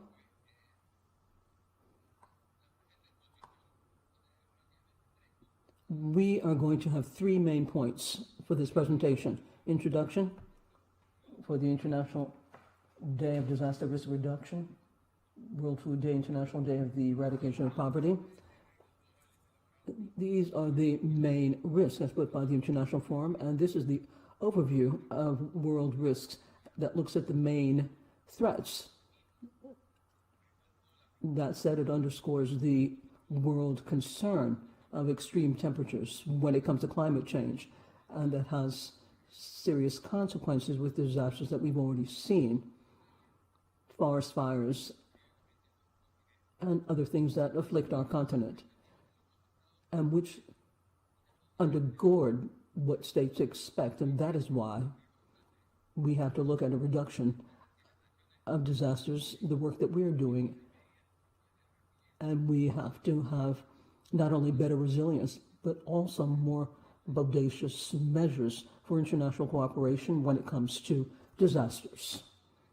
On the 13th of October, we had the International Day for the Reduction of Disasters. This underscored Sendai, and we are aware of what nations can do. International days give us the opportunity to raise the awareness of the public in general on topics of deep interest, such as human rights, sustainable development, and the International Day for the Eradication of Poverty, World Food Day, and this other international day. At the same time, we would like to underscore for all governments with a new look at problems that calls for specific political actions. In 2016, there were campaigns focused on the 7 objectives of the Sendai framework. These are the 7 Sendai goals when it comes to disaster reduction. Considerably reduce world mortality caused by disasters 2030, reduce the number of persons affected on the world level. Objective 6 has to do with this year. Moving on to the next slide,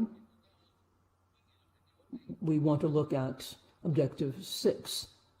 This calls for international cooperation for developing countries to reduce their disaster risks and losses because of disasters, underscoring best practices and international cooperation so that there can be a positive impact on our continent when it comes to disasters.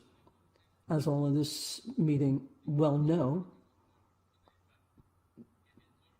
this is the main forum in the Inter-American system for the analysis of the topic linked to disasters, respecting the management of disaster risk, and underscoring cooperation for the different concepts herein. As such, then, through the Santiago Declaration of October 2020, the conference looked at the inter-American way of using cooperation mechanisms for disasters, known as MECODE, CMDA.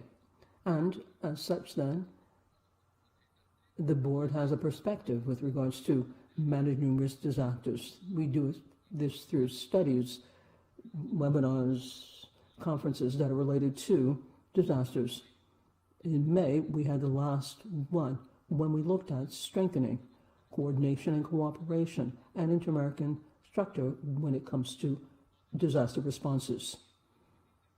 All of the members of the Inter-American Committee are there, as well as national authorities and others that deal with disasters in member states. With the staff, we had various events related to this topic so that we could share best lessons, good practices. On the other hand, within the framework of the Defense Conference, as a permanent part of MECODE, we are focused on spearheading actions in the region and looking at other activities. We would like to use and employ the military so as to complement all of the efforts made by the different international actors, the armed forces, can make a contribution when it comes to these disastrous events. They can play their role, as we underscore by the board, in monitoring, coordinating, and gathering information so as to meet the request made for help from countries or countries that have been hard hit. With all of these activities, the Inter-American Board is ready to listen and act when it comes to disasters on the continent.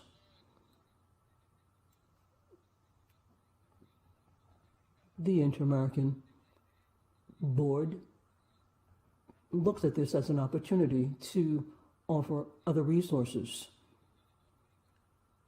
and to support the Organization of American States to fulfill its mandates. As such, we would ratify again our commitment to continue to work with you and do our level best so that we can make a contribution in the priority areas for all member states and the Organization of American States. Thank you very much. Thank you very much, Colonel, for your presentation. Now I'd like to give the floor to delegations who might wish to make comments. Ambassador of Haiti has the floor.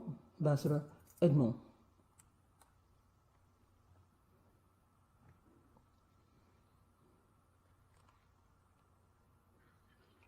Thank you very much, Mr. Chairman. Mr. Chairman, Permanent Council, Secretary General, Minister of Panama, representatives, dear colleagues, permanent representatives. The delegation of Haiti would like to seize this moment to congratulate the panelists who have honored us with their presence. And particularly on this International Day of Disaster Risk Reduction, World Food Day, International Day of the Eradication of Poverty as it relates to the hemisphere. Mr. Chairman, every time that there is a hurricane, this affects our very identity and the lives of millions of people in the region, particularly in the Caribbean. It goes without saying that this is a threat, particularly when it comes to the infrastructure or where there's high population density and the need for preparations which are insufficient. For most of the cases, efforts undertaken by governments over the course of many years have worked to improve the quality of life of their populations, but they are quashed in a couple of days, in a couple of hours, or oftentimes in just a couple of seconds. This is the case of Haiti, which is not only devastating, but we had an earthquake recently on the 14th, which devastated the country, in addition to COVID-19 pandemic. To grapple with the situation, the Haitian authorities have understood the urgency to strengthen and build back the essential infrastructure so that the necessary resources can be coordinated to bring back this structure and to deal with this state of emergency. In the light of the constant threat of natural disasters, the Haitian state has made efforts to ensure the ongoing presence throughout the entire country and taken on measures to manage the situation because it has been a national emergency, so that they could better coordinate all of the necessary steps to alleviate the situation. Given the need, Mr. Chairman, to deal with the natural disaster, this has contributed to deepen poverty and insecurity in the entire world, and especially in my country. Nonetheless, with the more solid infrastructure and better preparatory measures, we will be able to considerably ameliorate the situation despite the frequency and the changes taking place because of climate change. Deepening of poverty in our societies and the food insecurity of our citizens, Mr. Chairman, should be a priority for our governments. It should be a priority for our organization, particularly the Inter-American Commission for Human Rights, because it's an issue that concerns the rights of the citizens of the hemisphere. In conclusion, my delegation agrees with the member states of the organizations that it's urgent to deal with this on a multilateral platform, one that espouses cooperation and to use all the necessary available resources to address the needs of different states, given the gaps that some countries have to deal with. And as such, this will allow them to be more resilient when it comes to natural disasters and to be more lasting an approach for their populations and poverty. This is our deep-seated wish, and we would like to urge all governments and states in our region to do their level best so that we can slash poverty in the region. Thank you very much, Mr. Chairman. Thank you very much, Ambassador. We would like to bear in mind the time that we have for this meeting. I would like to give the floor to Trinidad and Tobago. You have the floor.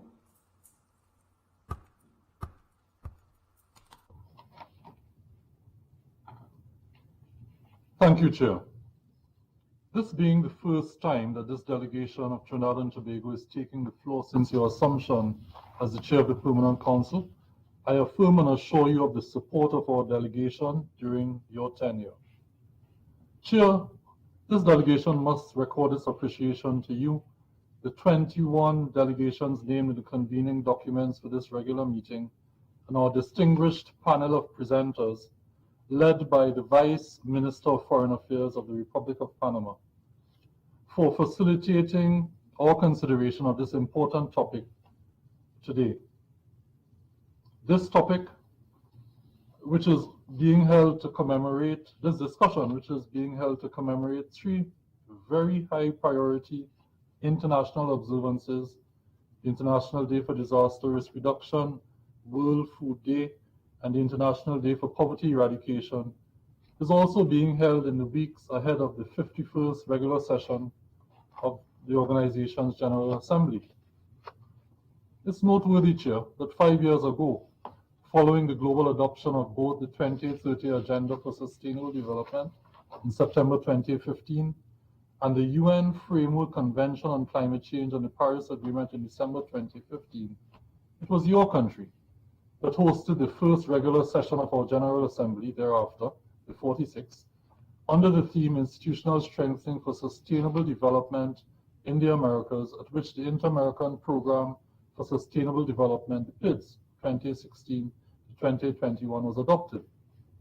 Having come to the end of the program duration of the PIDS, our deliberation today on a renewed commitment to these three fundamental dimensions of the Global Sustainable Development Policy Agenda, prioritized principally, but not solely, as Sustainable Development Goals 1, no poverty, 2, zero hunger, and 11, sustainable cities and communities, and also on our hemispheric integral development strategic priorities, just ahead of the 51st regular session of the General Assembly itself, also to be held under the theme Towards Renewal in the Americas, is timely.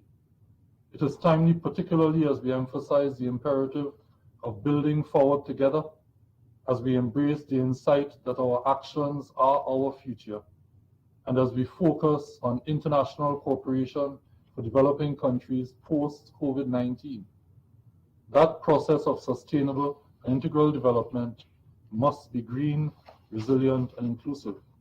Chair, Excellencies, and distinguished colleagues, our consideration of this topic today inspires us as OAS member states, together with our permanent observers and the General Secretariat, as well as specialized agencies and entities of the Inter-American system, to contemplate and cooperate even more on the promotion and pursuit of several transformational opportunities for renewing our collective commitment to sustainable and integral development. These opportunities are first, the increased clarity that has emerged on the imperative of ensuring that we promote sustainable and integral development through multi-sectoral integration and inclusion in our cooperation and collaboration across the 4 pillars of the OAS. Second, the opportunity for these international observances to serve as meaningful milestones in evaluating and enabling our collective and individual progress in approaching and achieving our sustainable and integral development aspirations has been significantly highlighted. Third, and most importantly, Chair, Excellencies, and distinguished colleagues, this delegation has the honor to seize the opportunity of our insightful and instructive deliberation here today to call on the Chair of the Permanent Council to request of the Chair of the Inter-American Council on Integral Development that an appropriate outcome document from these proceedings be prepared for the consideration of delegations ahead of its presentation for adoption by the 51st regular session of the General Assembly, and invites all delegations to support this call. As a small island developing state with the inescapable realities of low-lying coastal risks, Trinidad and Tobago, like other CARICOM and Central American member states, is highly vulnerable to external shocks from natural disasters and hazards by virtue of geographic location. However, through regional and international cooperation initiatives and guided by the blueprint provided by the Sendai framework, like many other member states, we have been able to build our risk reduction and recovery capacity for such events. Incorporating disaster risk management into policy initiatives is critical for building our resilience and preserving our sustainable and integral development gains. In this regard, our Organization for Disaster Preparedness and Management is working with other national, regional, and international agencies, such as the Caribbean Disaster and Emergency Management Agency, the United Nations Development Programme, the United Nations Office for Disaster Risk Reduction, and NGOs on the development of a national plan for disaster risk reduction. Also, in February of this year, a partnership of the American Chamber of Commerce of Trinidad and Tobago, the United Nations Office of Disaster Risk Reduction, and our ODPM accelerated our national business continuity planning capacity building process. According to the United Nations, in its published statement in observance of the International Day for Disaster Reduction 2021, we cannot, and I quote, we cannot eradicate poverty and hunger if we do not step up investments in disaster risk reduction. International cooperation for developing countries through official development assistance and capacity building is essential to boost disaster resilience in the face of extreme weather events and other natural and man-made hazards. Chair, in conclusion, as a developing country, and please permit me, Chair, in addition to our disaster risk reduction, the government of Trinidad and Tobago has therefore also focused on food security and nutrition in our commitment to the achievement of the Sustainable Development Goals. Indeed, on our roadmap to recovery, our government has accorded food security the highest priority for addressing COVID-19 pandemic-induced challenges, and so has announced the intention to allocate an increased budget, significantly increased budget, in the first instance to the Agriculture Stimulus Package Fund for for fiscal year 2022. Similarly, plans have been announced to expand the basic food items that are now exempted from value-added tax, which would assist most vulnerable members of our society to afford nutritious meals so essential for overcoming poverty. Chair, distinguished colleagues, in conclusion, as a developing country, we are committed to the achievement of the Sustainable Development Goals and the enhancement of the standard of living of all citizens in Trinidad and Tobago, just as you are in your respective member states. We are keenly interested in pursuing the opportunities highlighted in this statement, in partnership with all member states, permanent observers, specialized agencies and entities, all secretariats of the General Secretariat, all secretariats, as well as our civil society and private sector partners, as we renew our commitment to build forward together and therefore better. I thank you, Chair. Muchas gracias. Thank you very much, Ambassador.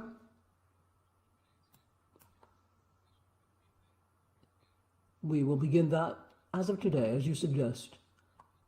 Ambassador Carlos Jativa from Ecuador.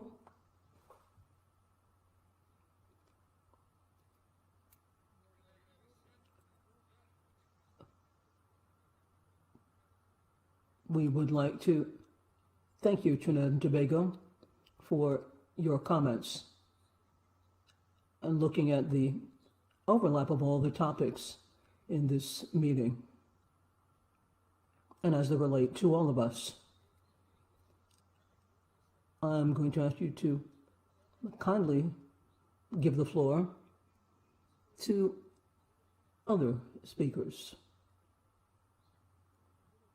so that they can use the floor insofar as possible. Mr. Juan Sapa, General Director of the Integral Security System, ECU 911, and President of the National Emergency Operations Committee, who will look at some of the technical issues. And if you allow me, Mr. Chairman, I should also like to give the floor then over. Thank you very much.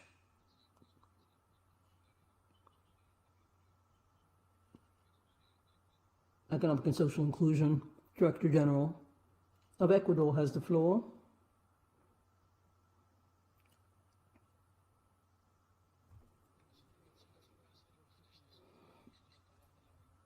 Would you kindly refresh your browser and ask for the floor again? Asks the technician.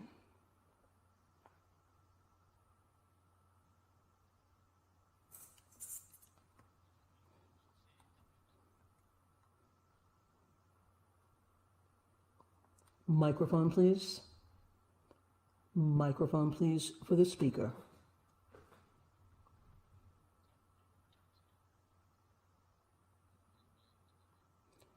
We cannot hear you, sir.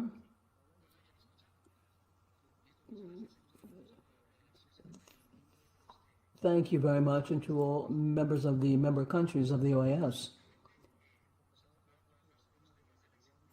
Looking at food insecurity and the other topics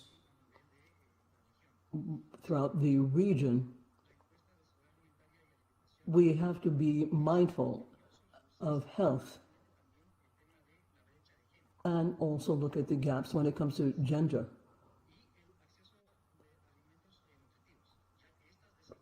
The inequalities continue to broaden and exacerbate things such as climate change. This increase also generated, because of these points worldwide, have been underscored since 2020. This is a serious issue and will be over the course of decades with the increase of inequalities. This has contributed to gaps in Ecuador as well.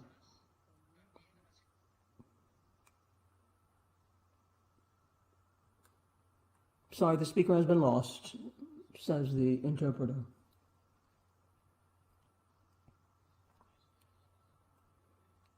Would you kindly ask for the floor again, please?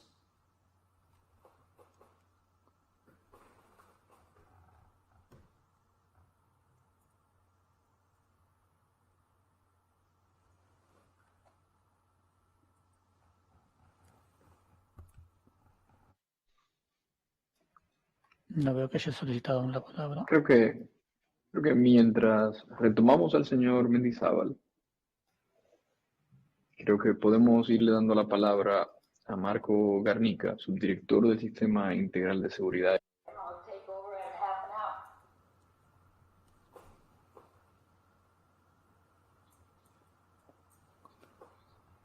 Let's see if we can get a refresh and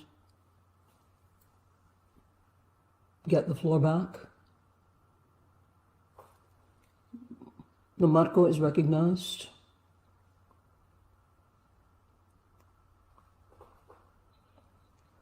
You have the floor, sir. Thank you very much, esteemed authorities. Looking at the integral security system in Ecuador.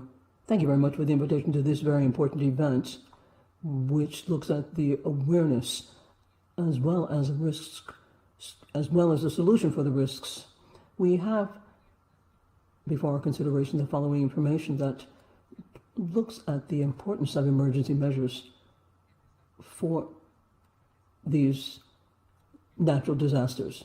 The integral security system is a regional reference based on a management model that deals with emergencies based on integral security as its definition. And it replies to these things using national police, the armed forces, the Ministry of Public Health, the National Army, as well as municipal authorities. With this backdrop then for security, this is the new way forward as we move ahead and deal with emergencies, and this has become the technological platform at a very important point when it comes to high-impact emergencies that are related to natural disasters in the tropics throughout the entire country. For this, we have developed with the national authorities other instruments and teams for emergencies, taking into account the alliances that can lead to close relations with citizens as they use the contingency plans. Currently in Ecuador, our ecosystem and early warning system is used where we can guide monitoring the sea, and we work together in an organized way with the national services for risk management and security systems. The Geophysical Institute and other institutions and organizations with maps and GSP systems so that we can prepare and have the necessary technological platforms that pull together all of the necessary communication systems so that we can know when events take place, such as tsunamis, and so as to issue a warning through these systems, as well as video surveillance when the events take place. This is very meaningful, and it brings to light the ongoing daily work of the emergency services, given their experience when it comes to man-made emergencies and other kinds of emergencies. In the first case in Ecuador in October 2019, we went through a big social upheaval that caused harm to the public infrastructure and was a threat to the citizens when it came to security frameworks. And the plans of each one of these places were called on to take on the necessary technological support for decision-making to quash risks, opening up medical care, as well as supply of medical needs and supplies. The second experience where the security systems came in had to do with contingencies when it comes to emergencies. And this is the COVID-19 pandemic that I'm referring to. And oftentimes there have been procedures with the Ministry of Public Health that have to do with public health events and international affiliations. And here we could step forward with the right measures at the beginning of the pandemic. The integrated services have had to generate and take on new actions, underscoring their competence in the operative areas. These have been very precise when it comes to the events, and the most important has related to the epidemics. We have epidemiological agencies, in addition, others that have worked together on interinstitutional protocols which are necessary to manage the pandemic.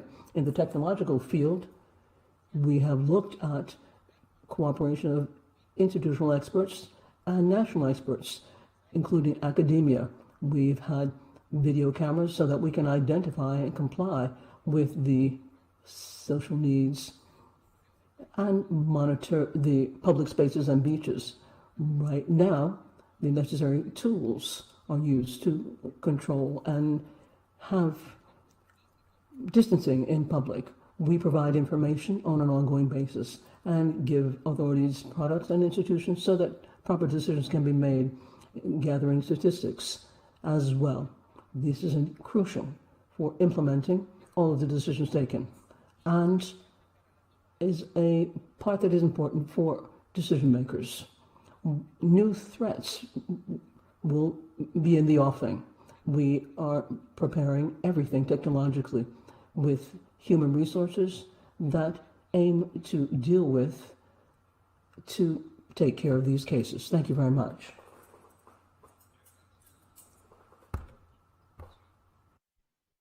La palabra el embajador de Chile, Isacor. Thank you, Don Marco, and the Ambassador of Chile now, Isa Court. Thank you very much, Mr. Chairman. Mr. Chairman, we appreciate bringing before this Permanent Council the topic of promoting sustainable and integral development by renewal commitment to disaster risk reduction, food security and nutrition, and poverty eradication. This is an important topic because in the last decades, our region had been known for its progress in the global goal of reducing poverty. However, the historic drop in GDP at the regional level as a consequence of the pandemic means an increase in the number of persons who are now living in poverty and extreme poverty. The OAS GA last year in 2020 approved a resolution on the challenges facing food security and agriculture in the Americas in view of the pandemic. Under the Plan of Action of Guatemala, in that resolution, the states agreed to encourage cooperation to combat poverty and reduce inequality and expand social programs for the eradication of hunger and malnutrition inter alia. However, it's important to note and reaffirm that commitment today. Also, in the case of disaster, it's important to underscore that Latin America and the Caribbean are the regions of the world most likely to suffer disasters. In fact, in the last decade, about more than 152 million persons in the region were affected by more than 1,200 disasters, including 548 floods, 330 storms, 75 earthquakes, 74 droughts, 66 landslides, 24 forest fires, 50 events of extreme climate, and 58 volcanic events. To respond to these disasters, we need a multidimensional cohesion and resilience to create responses that improve our response to disasters without ignoring the short-term and timely need for emergency assistance. The states need to design and implement resilient and effective strategies that take into account the social infrastructure and economic infrastructure. For these reasons, Mr. President, we appreciate from these delegations that have proposed the celebration of this International Day to Reduce Disasters, the World Day of our Food, and the International Day for Eradication of Poverty. And these tools are indispensable for the OAS's agenda. Thank you, Mr. President. Thank you, Ambassador. I now call on Mr. Luis Cordero of Honduras. Thank you. I would like to thank the chair of the Permanent Council for having included this item in the agenda when we're celebrating the International Day for the Reduction of Disaster Risks. Every day, the figures and challenges presented by climate change are more terrifying for our region. And added to this, as we all know, are the challenges presented by the COVID-19 pandemic. More than ever before, we have to give the deserved importance and seek regional efforts to strengthen the inter-American system in order to address these different and be able to respond to these different disasters. Honduras is one of the countries that has one of the lowest CO2 emissions, but paradoxically, we are one of the most vulnerable and affected worldwide because of the effects of climate change, according to the Global Climate Risk Index. And in the last 2 decades, our country has been affected by at least 65 climate events of moderate or extreme impact that lead to annual economic losses of 1.8% of GDP, without taking into account the recent tropical storms ETA and OTA. Regrettably, the productive sectors, particularly business, industry, agriculture, were the sectors most affected. It's estimated that climate change may bring about agricultural losses equivalent to 5.4 to 19% in 2050. In this regard, the government of the Republic has started a plan to rebuild and achieve sustainable development, to recover the physical, social, and productive sectors after the ETA and OTO storms, by strengthening institutional capacities and social capacities for governance, by attaining sustainable development and resilience, and have these serve as a medium-term tool to bring about an inclusive social system protecting the most vulnerable and bringing about an acceleration of change, to make a country that's inclusive, resilient, with a quality of life provided to all citizens. My delegation recognizes that the OAS is an influential political forum and in relevant areas, without mentioning the important role the General Secretariat has in promoting tools and inter-American entities to address a response to natural disasters.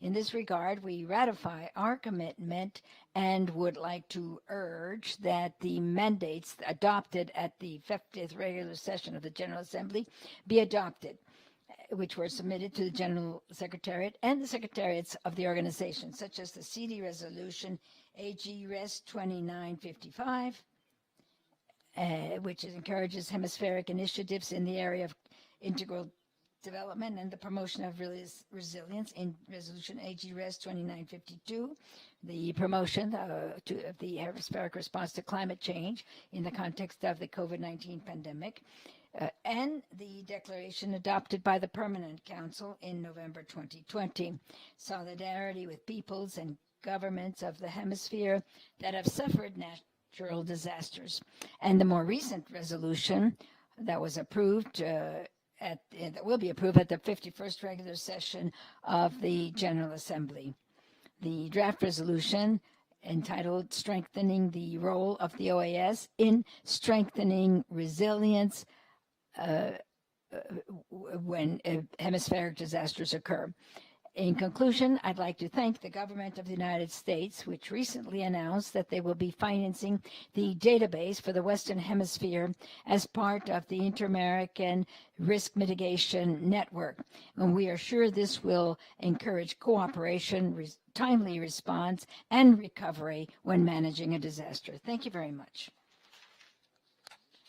Thank you, Luis. The Ambassador of Mexico, Ms. Luz Elena Baños, has the floor.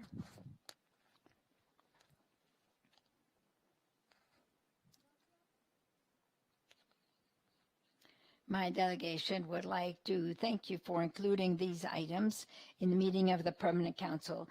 Mexico co-sponsors this initiative and reiterates its commitment in favor of sustainable economic, social, and environmental development to overcome the multidimensional causes of poverty, discrimination, inequality, and social exclusion. and to give priority to the most vulnerable groups through the inclusion of a integrated and inclusive approach. With this view, in celebrating the International Days for the reduction of disaster risks, eradication of hunger and poverty, Mexico encourages the adoption of prevention as a fundamental part of public policy, as well as increasing international cooperation so that developing countries can reduce their risks and losses caused by disaster. Prevention and cooperation are a key aspect of our strategy. We therefore underscore the importance of having the framework for the reduction of natural disasters 2015-2030. In humanitarian response, Mexico has worked responsibly to attain a humanitarian global space that is flexible, effective, and able to confront the many challenges we have to face. My country believes that the efforts in the area of risk reduction, such as food insecurity and eradication of poverty, need to have a comprehensive integrated approach. These efforts are compatible with the Sustainable Development Goals of the 2030 Agenda, which requires that we strengthen states' abilities through the involvement of all stakeholders and the coordination with international organizations so as to ensure greater resilience, as well as more investment and financing that's fair, transparent, and equitable. In this effort, we must strengthen and make more dynamic the comprehensive development pillar of the OAS to define actions and strategies that will make a reality of these principles and become hemispheric multilateral activities that benefit individuals. Thank you, Mr. Chair. Thank you, Doña Luz. I now call on the delegation of Colombia.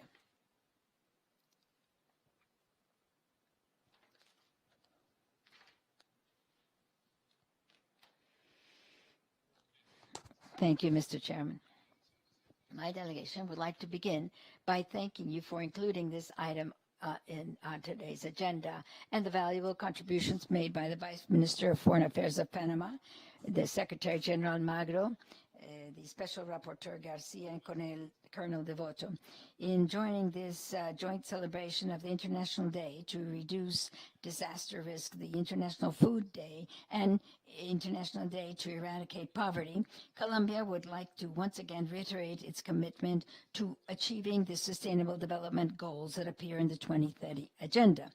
Mr. Chairman, the reduction of mortality and number of persons that are injured and displaced or lose their livelihood because of a disaster has not been any greater than today, particularly due to the COVID-19 pandemic and growing climate problems.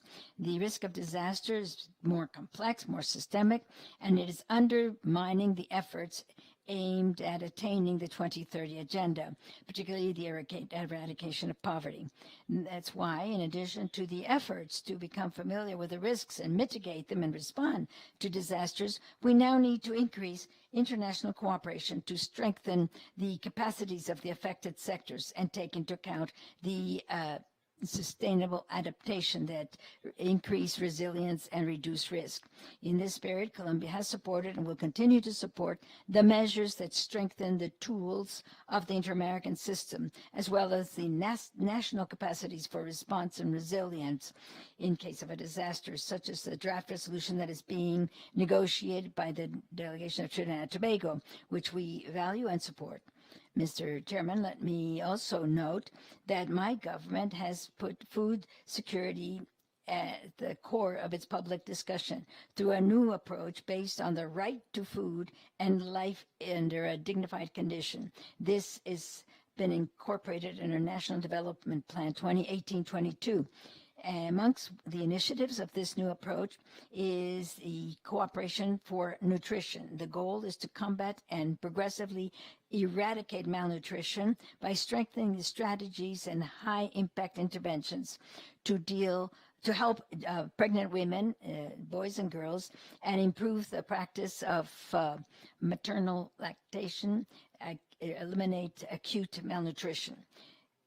Also, my government has worked entirely to ensure that we can attain the highest goal, 1 through 17, that is put an end to poverty. It's an ambitious goal, and this has been, of course, affected by the COVID-19 pandemic and the problems it has created. However, but maybe even because of this reason, all bodies have been working tirelessly to ensure that all Colombians can build a dignified life. And the evidence of this is the adoption and implementation of specific policies in the last year and a half, such as the program called Ingreso Solidario, where homes that most needed receive a subsidy to overcome the economic effect by the pandemic. These policies strengthen long-term policies that have been developed in the area of productive inclusion,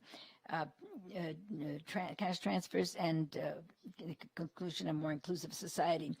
In conclusion, we must acknowledge the strategic importance of solidarity and cooperation as a tool to help states overcome poverty, inequality, and strengthen the resilience between disasters, move forward in food security for our citizens, and confront the consequences of the COVID-19 pandemic through promoting sustainable development. Colombia firmly believes that interconnected work and coordination and cooperation in the Inter-Americas in view of these challenges are necessary elements to ensure exercising human rights and make sure nobody's left behind in our hemisphere. Thank you very much.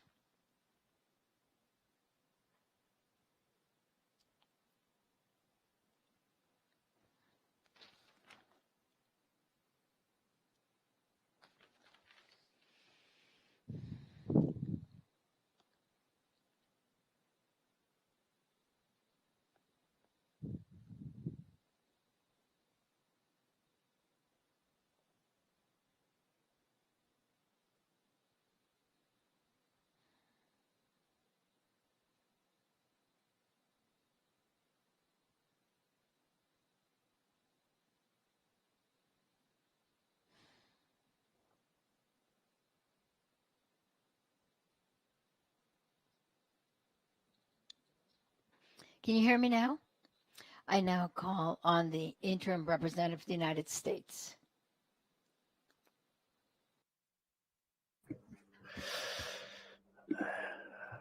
Thank you, Chair. We appreciate the opportunity to discuss these critical topics today. My government recognizes the existential threat posed by climate change.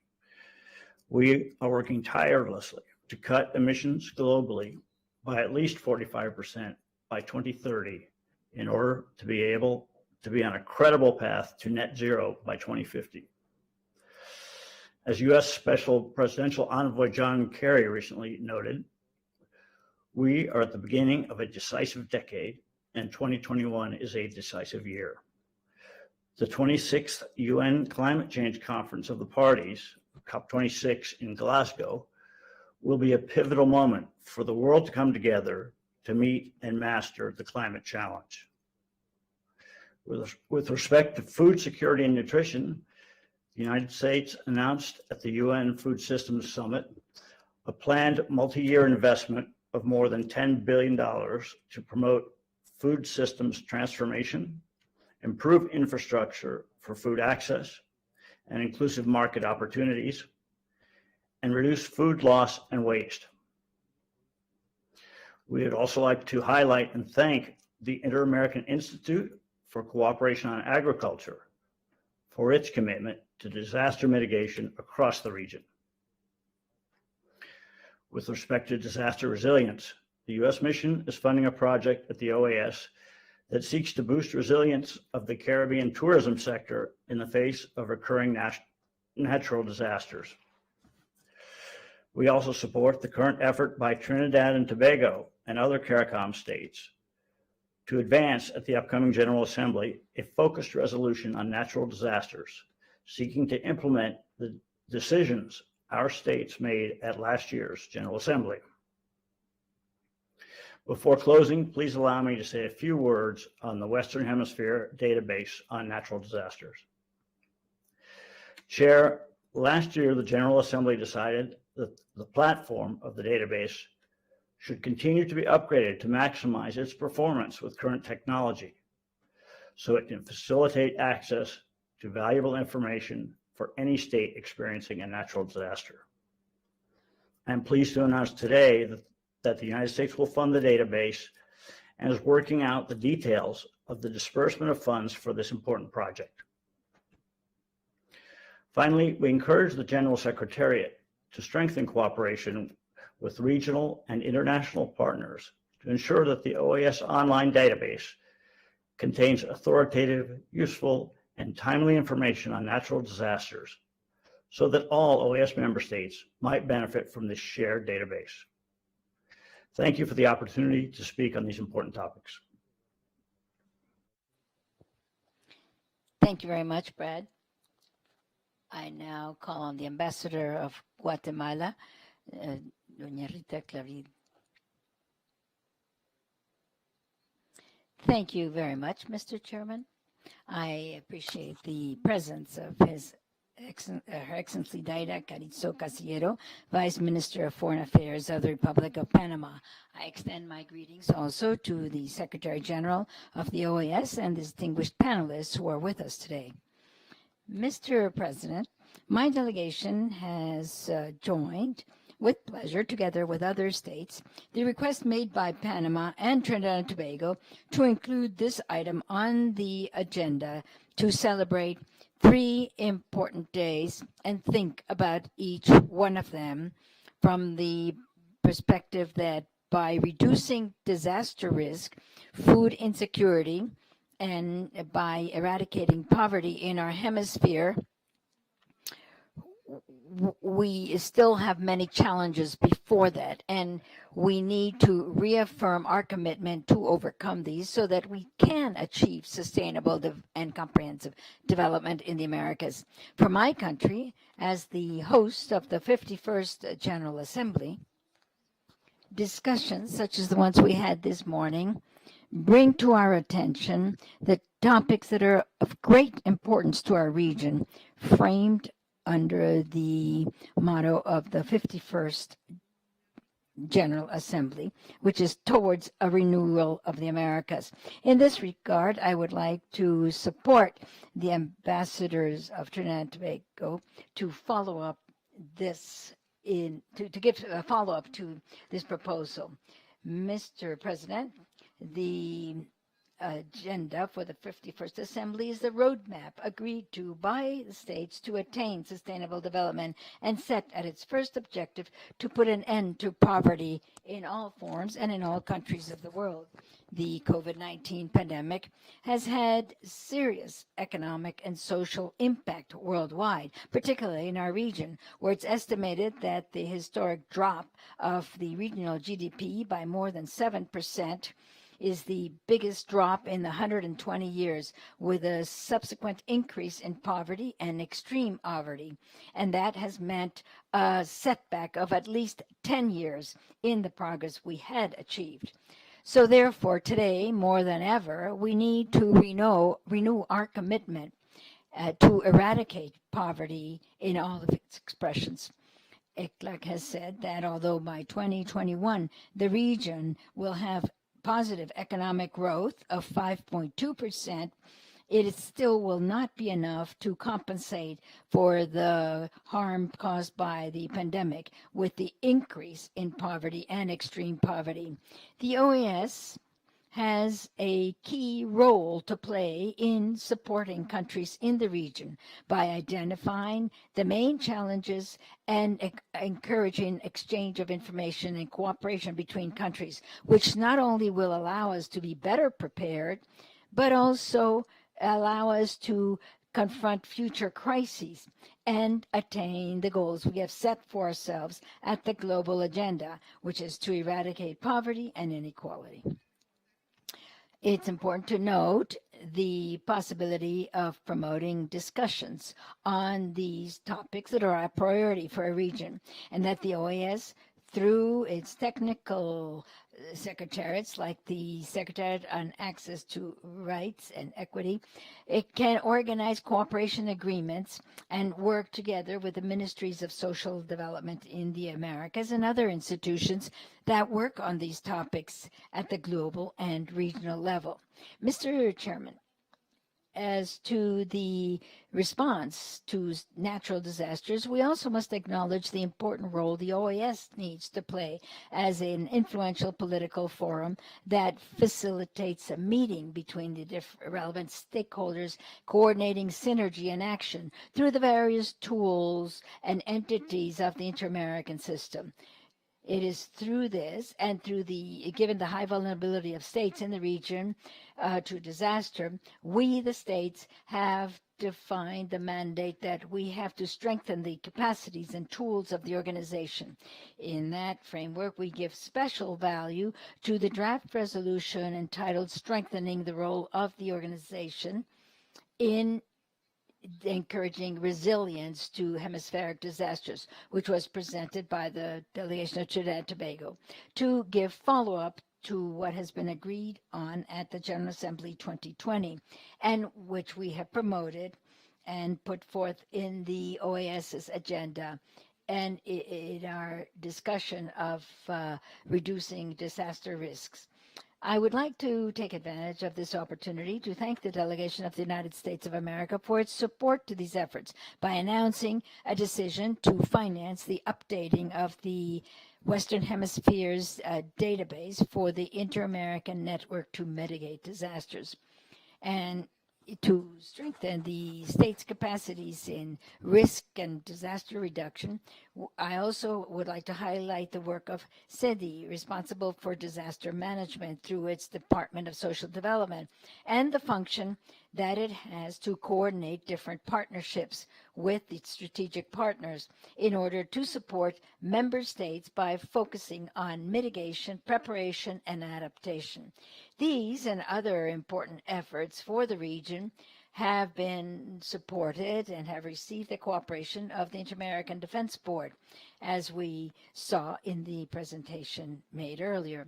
Mr. President, in the framework of combating food insecurity through the ratification and adoption of international instruments such as the International Agreement on Economic and Social and Cultural Rights, as well as the protocol additional to the Inter-American Commission on Human Rights in the area of economic, social, cultural rights, and the Inter-American Charter of the Americas and Agenda 2030 of the United Nations for Sustainable Development, the member states of the OAS have recognized the right to adequate food and have committed to make an effort to eradicate hunger. One of the terrible consequences left by the pandemic is that in 2020, more than 1/3 of the population in the region found itself in a food insecurity situation. In recognizing the gravity of this situation, the member states adopted the resolution entitled Challenges for Food Security in the Americas in View of the COVID-19 Pandemic, under the Plan of Action for Guatemala 2019, which was adopted during the General Assembly last year, as a commitment that we need to reaffirm and abide by. No doubt, the challenges presented by this crisis are an opportunity to rethink our existing policies, strengthen some, and promote the structural changes we need to eliminate hunger, food insecurity, and ensure full enjoyment of all persons' rights to adequate food. From the Secretariat of Access to Rights and Equity, they have focused their work in 3 areas: through technical cooperation, others have referred to, through support to following up the implementation of human rights instrument, including the right to a decent life, and through another body.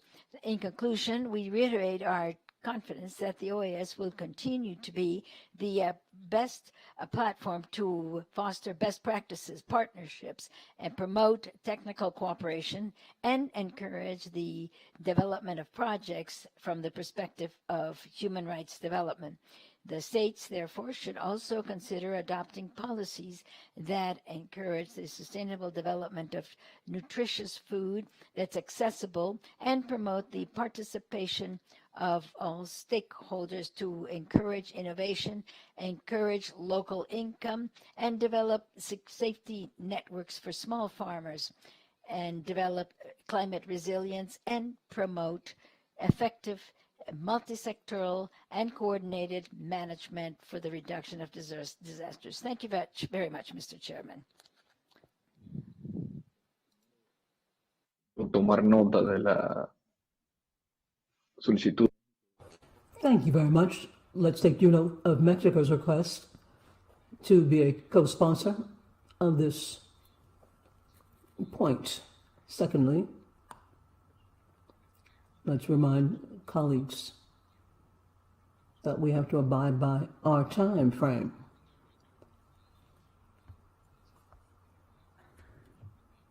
El Salvador is recognized.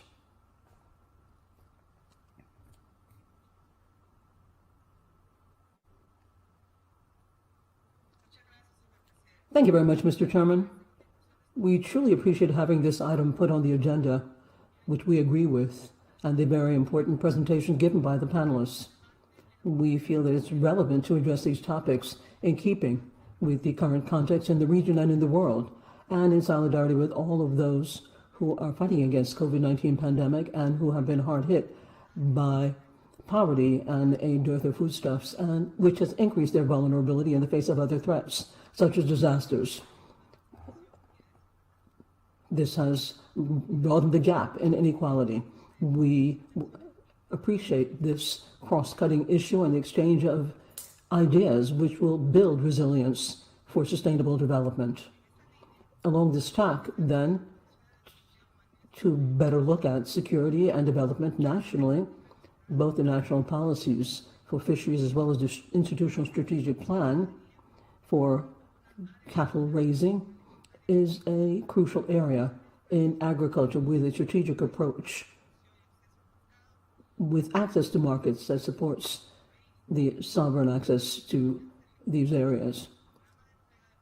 We have agricultural packages to support farmers for 2021 and 4,000 seed packets that have been given out, which enhances production of these basic foodstuffs and also offers more employment in the rural areas, in keeping with the commitments taken on by El Salvador during the summit. We have adopted a participatory process and have a blueprint for sustainable foodstuffs and resilience. With regards to eradication of poverty, we have done our level best and said we should leave no one behind. We have given the priority for the population. For this means that we have a Ministry of Public Affairs with the participation of 17 different areas that have a process of pulling together strategies, projects, and other programs aiming at national policies for children as well as others under this leadership.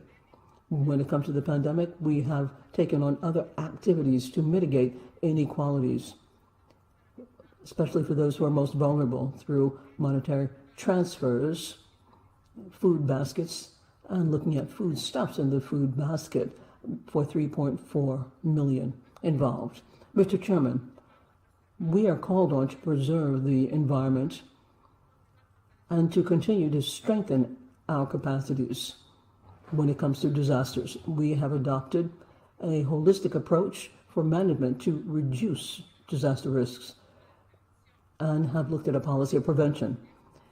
We have boosted economic structural resilience to correct the structural causes that have caused these risks and prevent or avoid the emergence of new risks, and to implement the necessary measures so that we can have optimal preparation when it comes to dealing with the disasters. We have a plan for protection when it comes to disasters, and we find that it's necessary to have articulation according to the Sendai framework. El Salvador reaffirms the importance of continuing to support these systems, as well as inter-American cooperation to come up with strategies that will allow us to move ahead and address these issues. Mr. Chairman, thank you. Thank you very much. Wendy, the Ambassador of Canada, Hugh Adsett has the floor.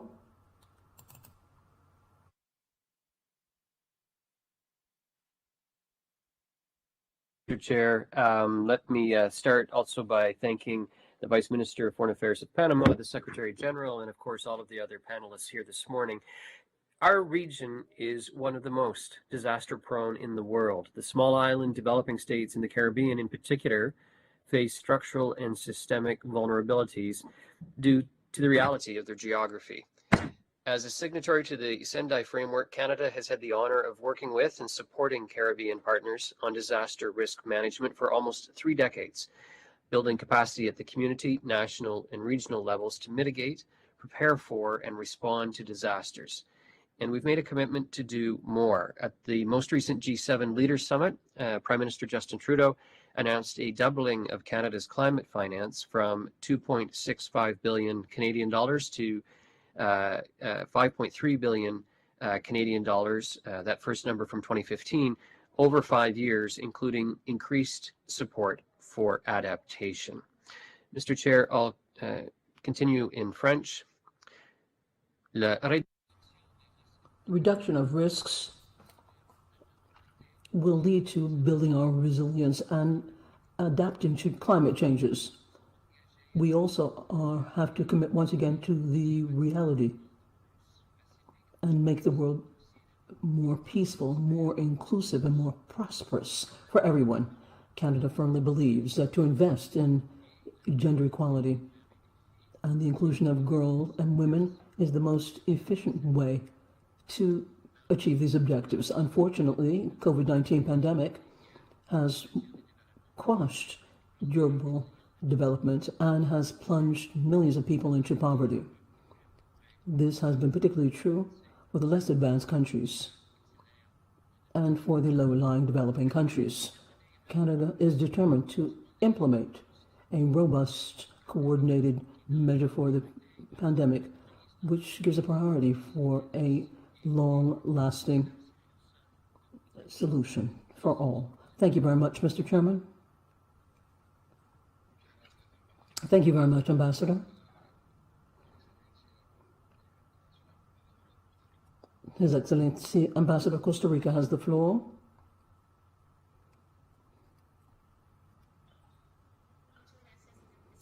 Thank you very much, Mr. Chairman. Good afternoon, everyone. Costa Rica truly appreciates this very important topic on our agenda today, as well as the comments by the Vice Minister,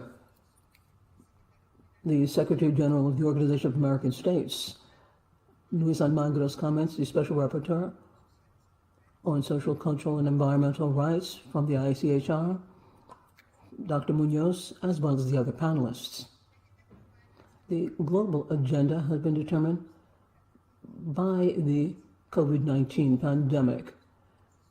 This has exacerbated structural problems and the state of play in states. Similarly, we've also seen that in the last few months, how these disasters have hit states.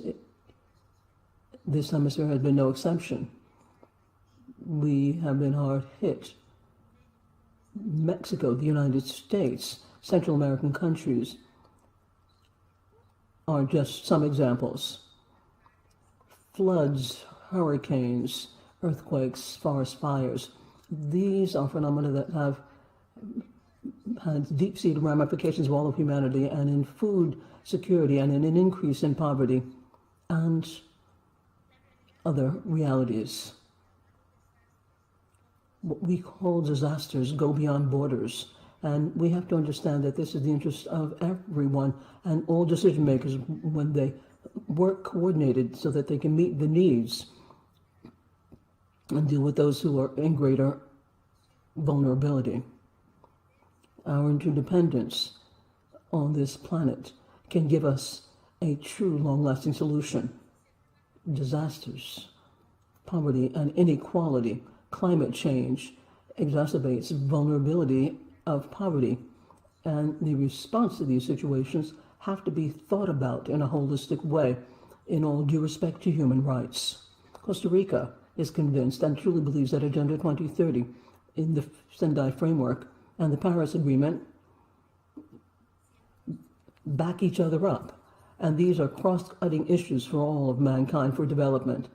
And we firmly promote an integral approach that leads to resilience so that we can move ahead on these three agenda items. These things are increasingly more difficult if we do not pull ranks and work together. We have to look towards building back.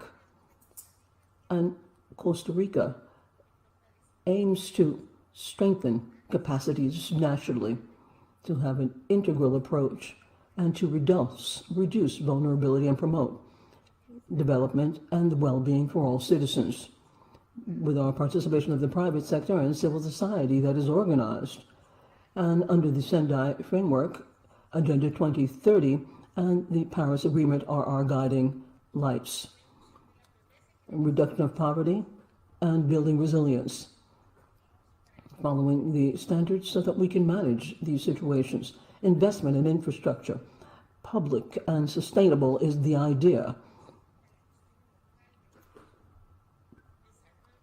We want the development and knowledge and the implementation of the necessary wisdom, as well as preparations for emergencies and disasters, recovery and reconstruction when appropriate. The pandemic is an opportunity to build back better, to build sustainable, green, inclusive, and resilient societies, which are adapted to the technological changes that are taking place.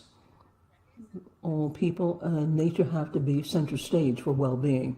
Costa Rica has experienced and looked at the possibilities of human development by implementing solutions based on nature.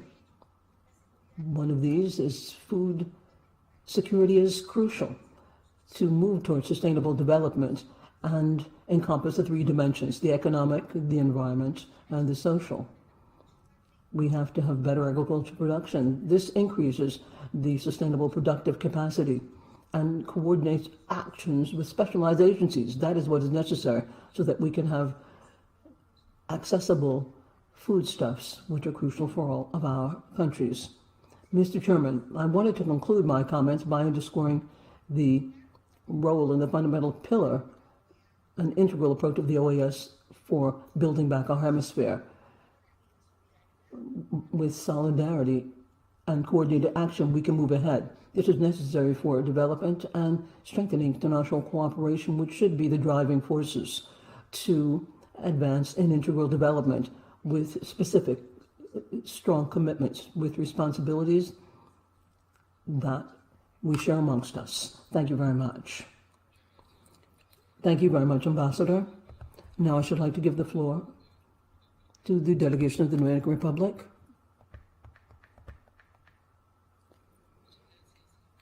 Thank you very much, Mr. Chairman. The permanent delegation of the Dominican Republic would like to thank you for putting this topic for consideration on our agenda at the Permanent Council meeting, in keeping with the commemoration of the International Day of Disaster Risk Reduction, World Food Day, International Day for the Eradication of Poverty. They are very important worldwide, and particularly for our region, given the major challenges that we have to address, particularly right now during the world pandemic, and given the ramifications thereof. In looking at COVID-19, this has broadened poverty in the region and has caused a hard situation economically for all people in the hemisphere. At any rate, the pandemic has also opened up an opportunity for governments and for other points that we look at when it comes to extreme poverty.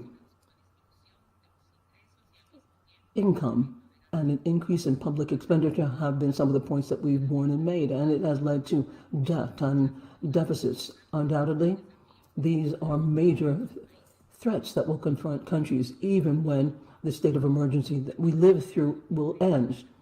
We have to look at sustainable development. And also, this has suffered setbacks because of the pandemic as well. And for this reason, it's crucial that both locally as well as regionally, we continue to strengthen all the coordinated actions to address the vicissitudes of this crisis, which will continue to affect the security and nutrition in years to come. We feel that it's the responsibility of Economic Department of the United Nations to look at this and ensure that our governments remain focused in the growth, equity, and sustainability of all nations, so that the reply can prevent other things that might even be of greater impact. Every year, Mr. Chairman, we look at the major harm that takes place in our region. Annually, infrastructure of critical infrastructure is hard hit, and this has a cost of many millions of dollars in the global economy. And this leads to millions of people get into poverty, and it exacerbates the situation for more vulnerable groups. This makes it more difficult to deal with hunger and poverty. Thus, we should like to look at international and national ways to make investments so that we can reduce these disasters. The Dominican Republic, as other member states of this organization, permanently are under the threat of these phenomena, man-made or otherwise. And as such, COVID-19 has allowed us to look inwards. As other member states of this organization, part of a geographic area which every year has disasters, we have to ensure and do our level best for multilateral cooperation to mitigate natural disasters and pull together all necessary measures as we prepare to deal with every disaster. This requires more investments by the public and private sector, as well as an increase in international cooperation to build resilient infrastructures and work towards adapting to climate change. Similarly, we have to have the necessary funding, international mechanisms, and multilateral financing, which increases these tools for resilience. We cannot overlook and forget that cooperation amongst all is essential so that people in our region can be more secure and safe in the face of disasters. We have to reaffirm our commitments to this organization, such as, for example, the information of which is updated in the database, which will serve the Inter-American Network for the Mitigation of Disasters and all of our people. We have to work to promote Inter-American resilience for emergency situations. We have to continue to support the work by the Inter-American system to deal with natural disasters in addition to other things. Similarly, we have to think through the pending threats and to firm up our Sendai framework commitments when it comes to the risk for 2012 to 15. We have to practice better the 7 national goals that have to do with the implementation of the SDGs and the Paris Agreement. So, Mr. Chairman, as a country that is part of this region, we have moved ahead, but we still have a lot of ground to cover to help our peoples and to prevent, mitigate, and to deal with disasters. We have to create the habit of building a bridge and be aware that we have to consume better. We have to continue to build and implement our policies, programs, and projects to mitigate poverty and inequality so that each person in our region has access to foodstuffs and a balanced and better life. We cannot forget that human beings, without any kind of discrimination, is the main driving force for responses as for natural disasters and general protection. Thank you very much, Mr. Chairman. Thank you very much, Ambassador. Brazil is recognized.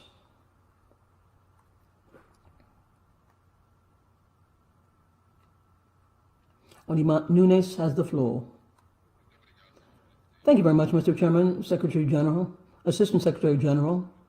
I'm going to try to be very brief, given the hour. We would like to thank you for the opportunity of having this discussion on integral sustainable development in the face of a renewed commitment when it comes to disasters and risks, eradication of poverty, and food security. We're talking about very serious situations and the ramifications of COVID-19 in Brazil and natural disasters that we have been hard hit by as a country in the region. Implementation of measures have to be done.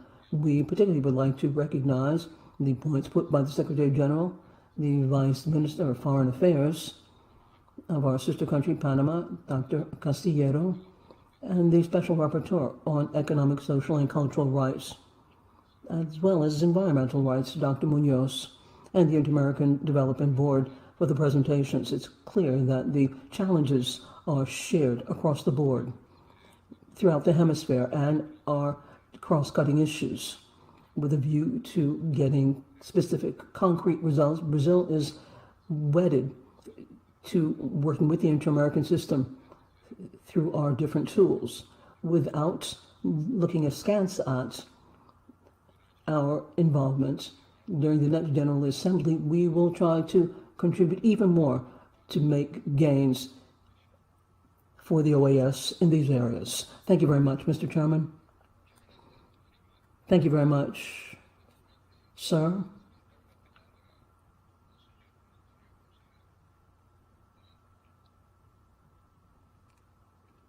The Holy See is recognized. Mr. Chairman, the delegation of the Holy See is grateful to be included in this very important topic and in this permanent council. Pope Francisco published work underscoring the agreements signed. This is used as a vision for the planet with an integral approach for the planet. And we must work together. We are looking at a change of paradigm, a new approach. In this context, for the World Food Day, we underscore the need to work together hand in hand so that people have access to proper diets that guarantee their livelihood. These points have to be embraced. Food systems have to be used for the benefit of people. We have to take state and individual actions so that we have a way forward and we can outstretch our efforts. It will be necessary to promote sustainable development when we do all of this, and we have to use all the instruments that we have in hand when it comes to disasters, nutrition, and poverty. In this context, Pope Francisco has said the fight against hunger is an issue for all. And it's not just an economic death, but it has to do with very foodstuffs themselves. That's why it's imperative to address these international issues and to organize ourselves. And diplomacy is very important here in promoting international strategies that can grapple with the most serious problems. In this regard, the Holy See truly appreciates the efforts made by international organizations, and particularly the OAS, which continues to put in the limelight the issues these countries have so that each country can implement the necessary mechanisms with a view to having security. Once again, development models point to reforms in organizations, in local systems, as well as others. Mr. Chairman, the Holy See, with its structure and institutions, supports everything that is done through international organizations in favor of protecting the most vulnerable and works for sustainable development. In particular, we work for the most vulnerable. Thank you very much, Mr. Chairman. Thank you very much, Monsignor. I truly appreciate those delegations who have made comments as we commemorate these 3 important days.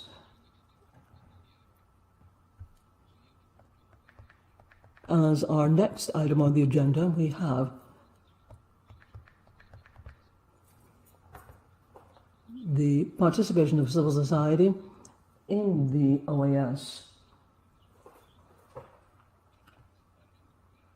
and the management and civil society participation in OAS activities in the Permanent Council regarding the requests of 7 civil society organizations in CP/INF 9148/21. The delegation of the United States is recognized on this point.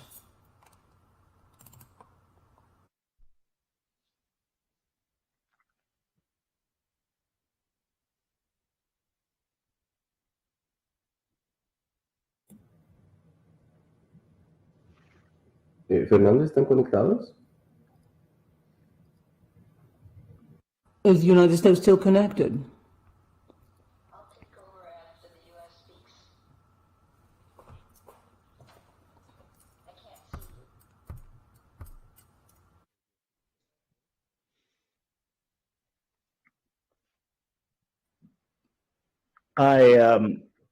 Chair, I apologize. I did not intend to request the floor.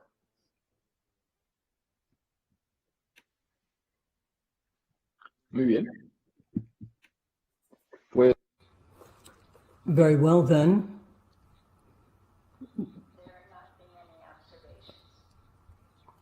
If there are no comments, the President suggests that the Permanent Council accept the recommendation made by the Committee of Inter-American Summits Management Participation of Civil Society in OAS activities contained in document CP CISC 1033/21 and approve the participation of the 7 civil society organizations listed therein.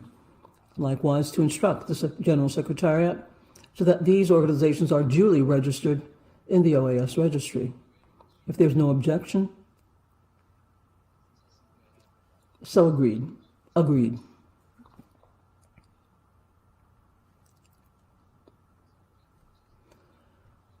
Let's move on to the next item on the agenda.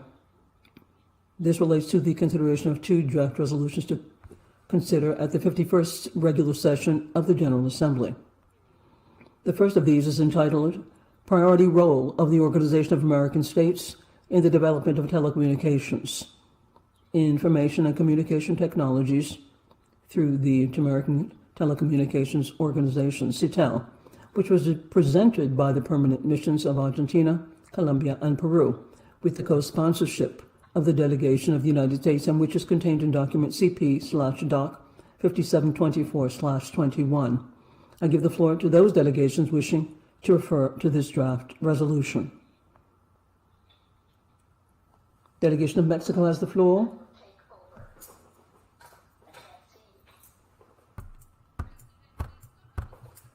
Copatrocina también.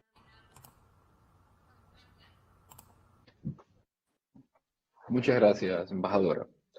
Tomamos nota. Tiene ahora. Thank you, Ambassador, for offering to co-sponsor. Ambassador Carlos Raimundi has the floor.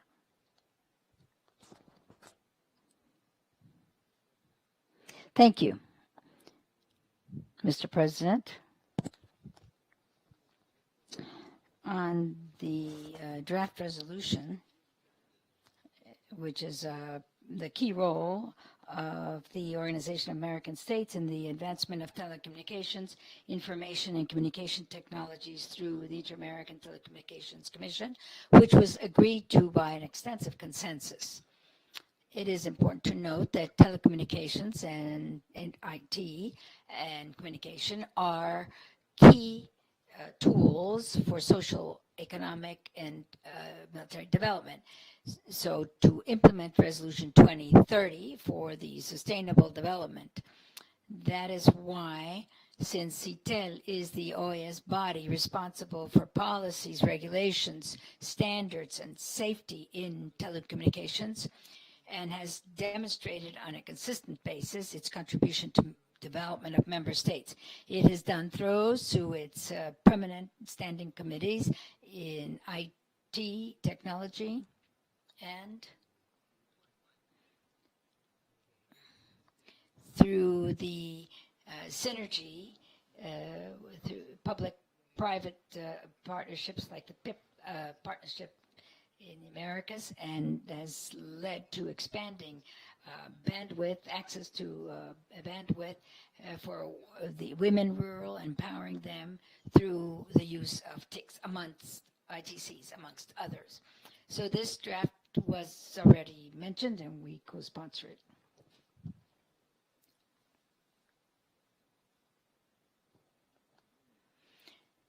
Thank you.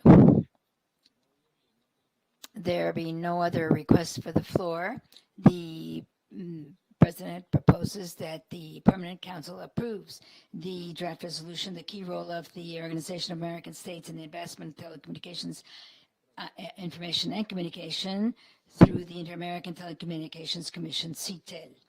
This draft resolution will be submitted to the plenary of the General Assembly for its consideration. There being no objection, it is agreed. Agreed. Now, let us move on to the second draft resolution entitled Initiatives to Expand Telecommunications, ICTs, in Rural, Unserved, and Underserved Areas, which was submitted by the permanent missions of Argentina, Colombia, and Peru, and which appears in document CP's Doc 5725/21. The floor is open to delegations that would like to refer to this draft resolution. I call on the Ambassador of Argentina, Dr. Raimundo. Thank you, Mr. Chair. This resolution, well, I think Mexico also clarified that they co-sponsored the previous resolution. This other resolution is the result of joint work between CITEL member states. His connection is not clear. We are focusing on the best practices to reduce the digital divide. It has 21 recommendations to facilitate full access, reliable access to telecommunications, and promote and build new ways of citizen participation and expand the access to bandwidth to overcome the digital divide through new public policies, new business models, encouragement of investment, public-private partnerships, and innovation, amongst others in our region. I would not like to conclude without first thanking the work done by the Executive Secretariat of CITEL and the support of member states to fulfill the goals proposed in these resolutions, and by inviting you to support the approval by the Permanent Council of this draft resolution so that it can then be referred to the 51st General Assembly for its consideration. I also would like to thank, on behalf of Guido Pierre, who is our staff member, and on his behalf, the entire team that has worked very hard on these draft resolutions. Thank you very much, Mr. Chairman. Thank you, Don Carlos. So there's no request for the floor, so the chair proposes that the Permanent Council adopts a draft resolution, initiatives to expand telecommunications ICTs in rural, unserved, and underserved areas. This draft resolution will be submitted to the plenary of the General Assembly for its consideration. If there is no objection, it is so agreed. Agreed. The next item on the agenda is the consideration of invitations to civil society organizations workers, and the private sector and other social actors to the 51st regular session of the General Assembly, for which authorization by the Permanent Council is required, as appears in the reports of the Secretariat and appears. Those organizations are listed in document CP 5727/21.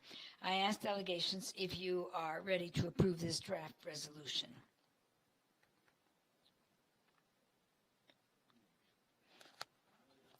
Well, there not being any objection, the draft resolution is approved.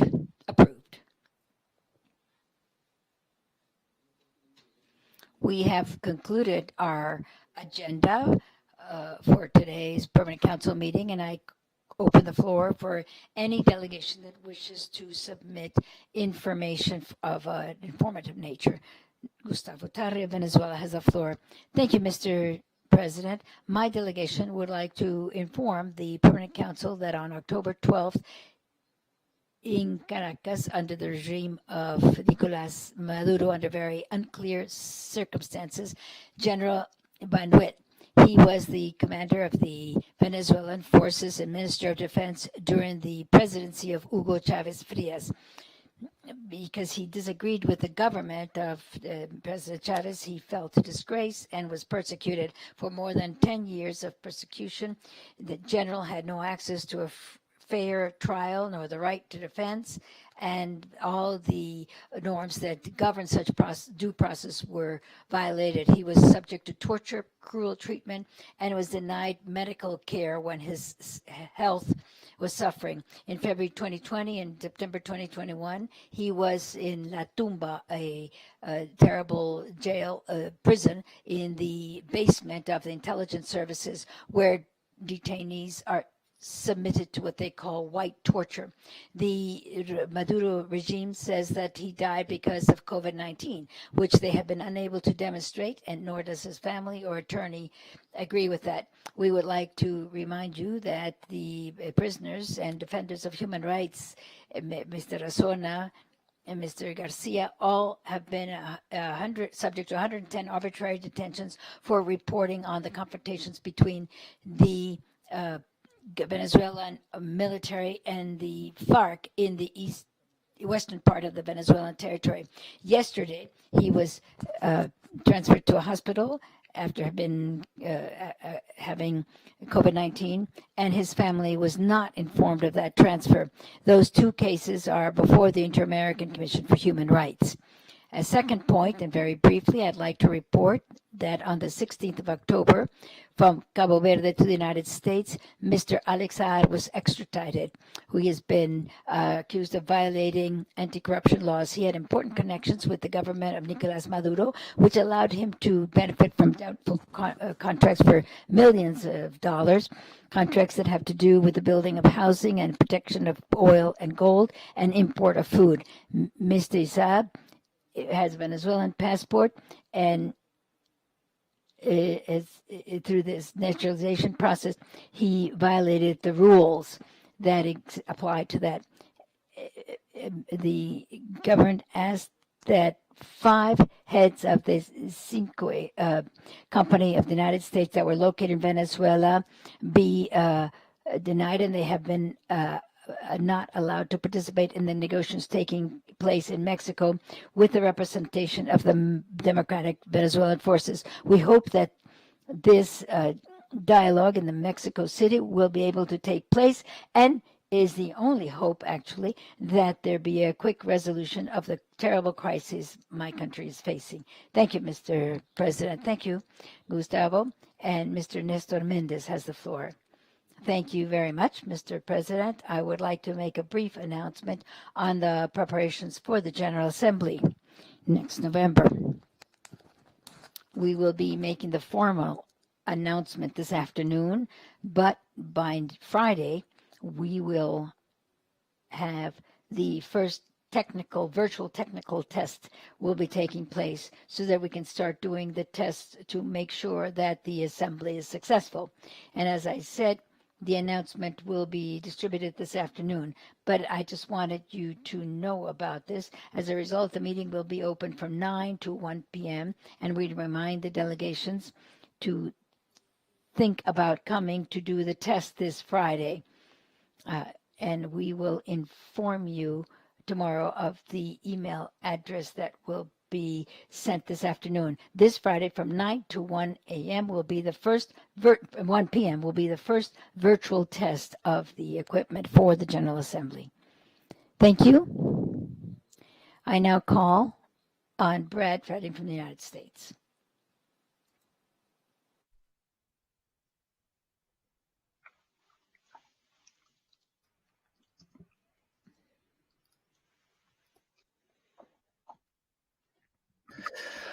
Thank you, Mr. Chair. Thank you very much. The United States would just like to take a brief opportunity to express our deep appreciation for those who have shared their condolences on the passing of former U.S. Secretary of State Colin Powell. As Secretary of State Anthony Blinken noted in his remarks yesterday, Secretary Powell was beloved here at the State Department and at our embassies and consulates around the world. He gave the State Department the very best of his leadership, experience, and his patriotism. I personally have a picture of him holding my then 2-year-old daughter in his arms in Sofia, Bulgaria. That's the kind of Secretary of State that Colin Powell was. Secretary Powell's career in the U.S. military is legendary. For 35 years, he was a professional soldier. By the time he retired from the military, he was arguably the most respected and celebrated American in uniform, having received 2 Presidential Medals of Freedom. Secretary Powell's legacy of service to this country is immeasurable. In the words of Secretary Blinken, Colin Powell dedicated his extraordinary life to public service because he never stopped believing in America. And we believe in America in no small part because it helped produce someone like Colin Powell. Thank you very much. Muchas gracias, Brad. Thank you very much, Brad. There being no other requests for the floor, I'd like to thank all of you for your participation. The meeting is adjourned. Okay. That was on time, eh?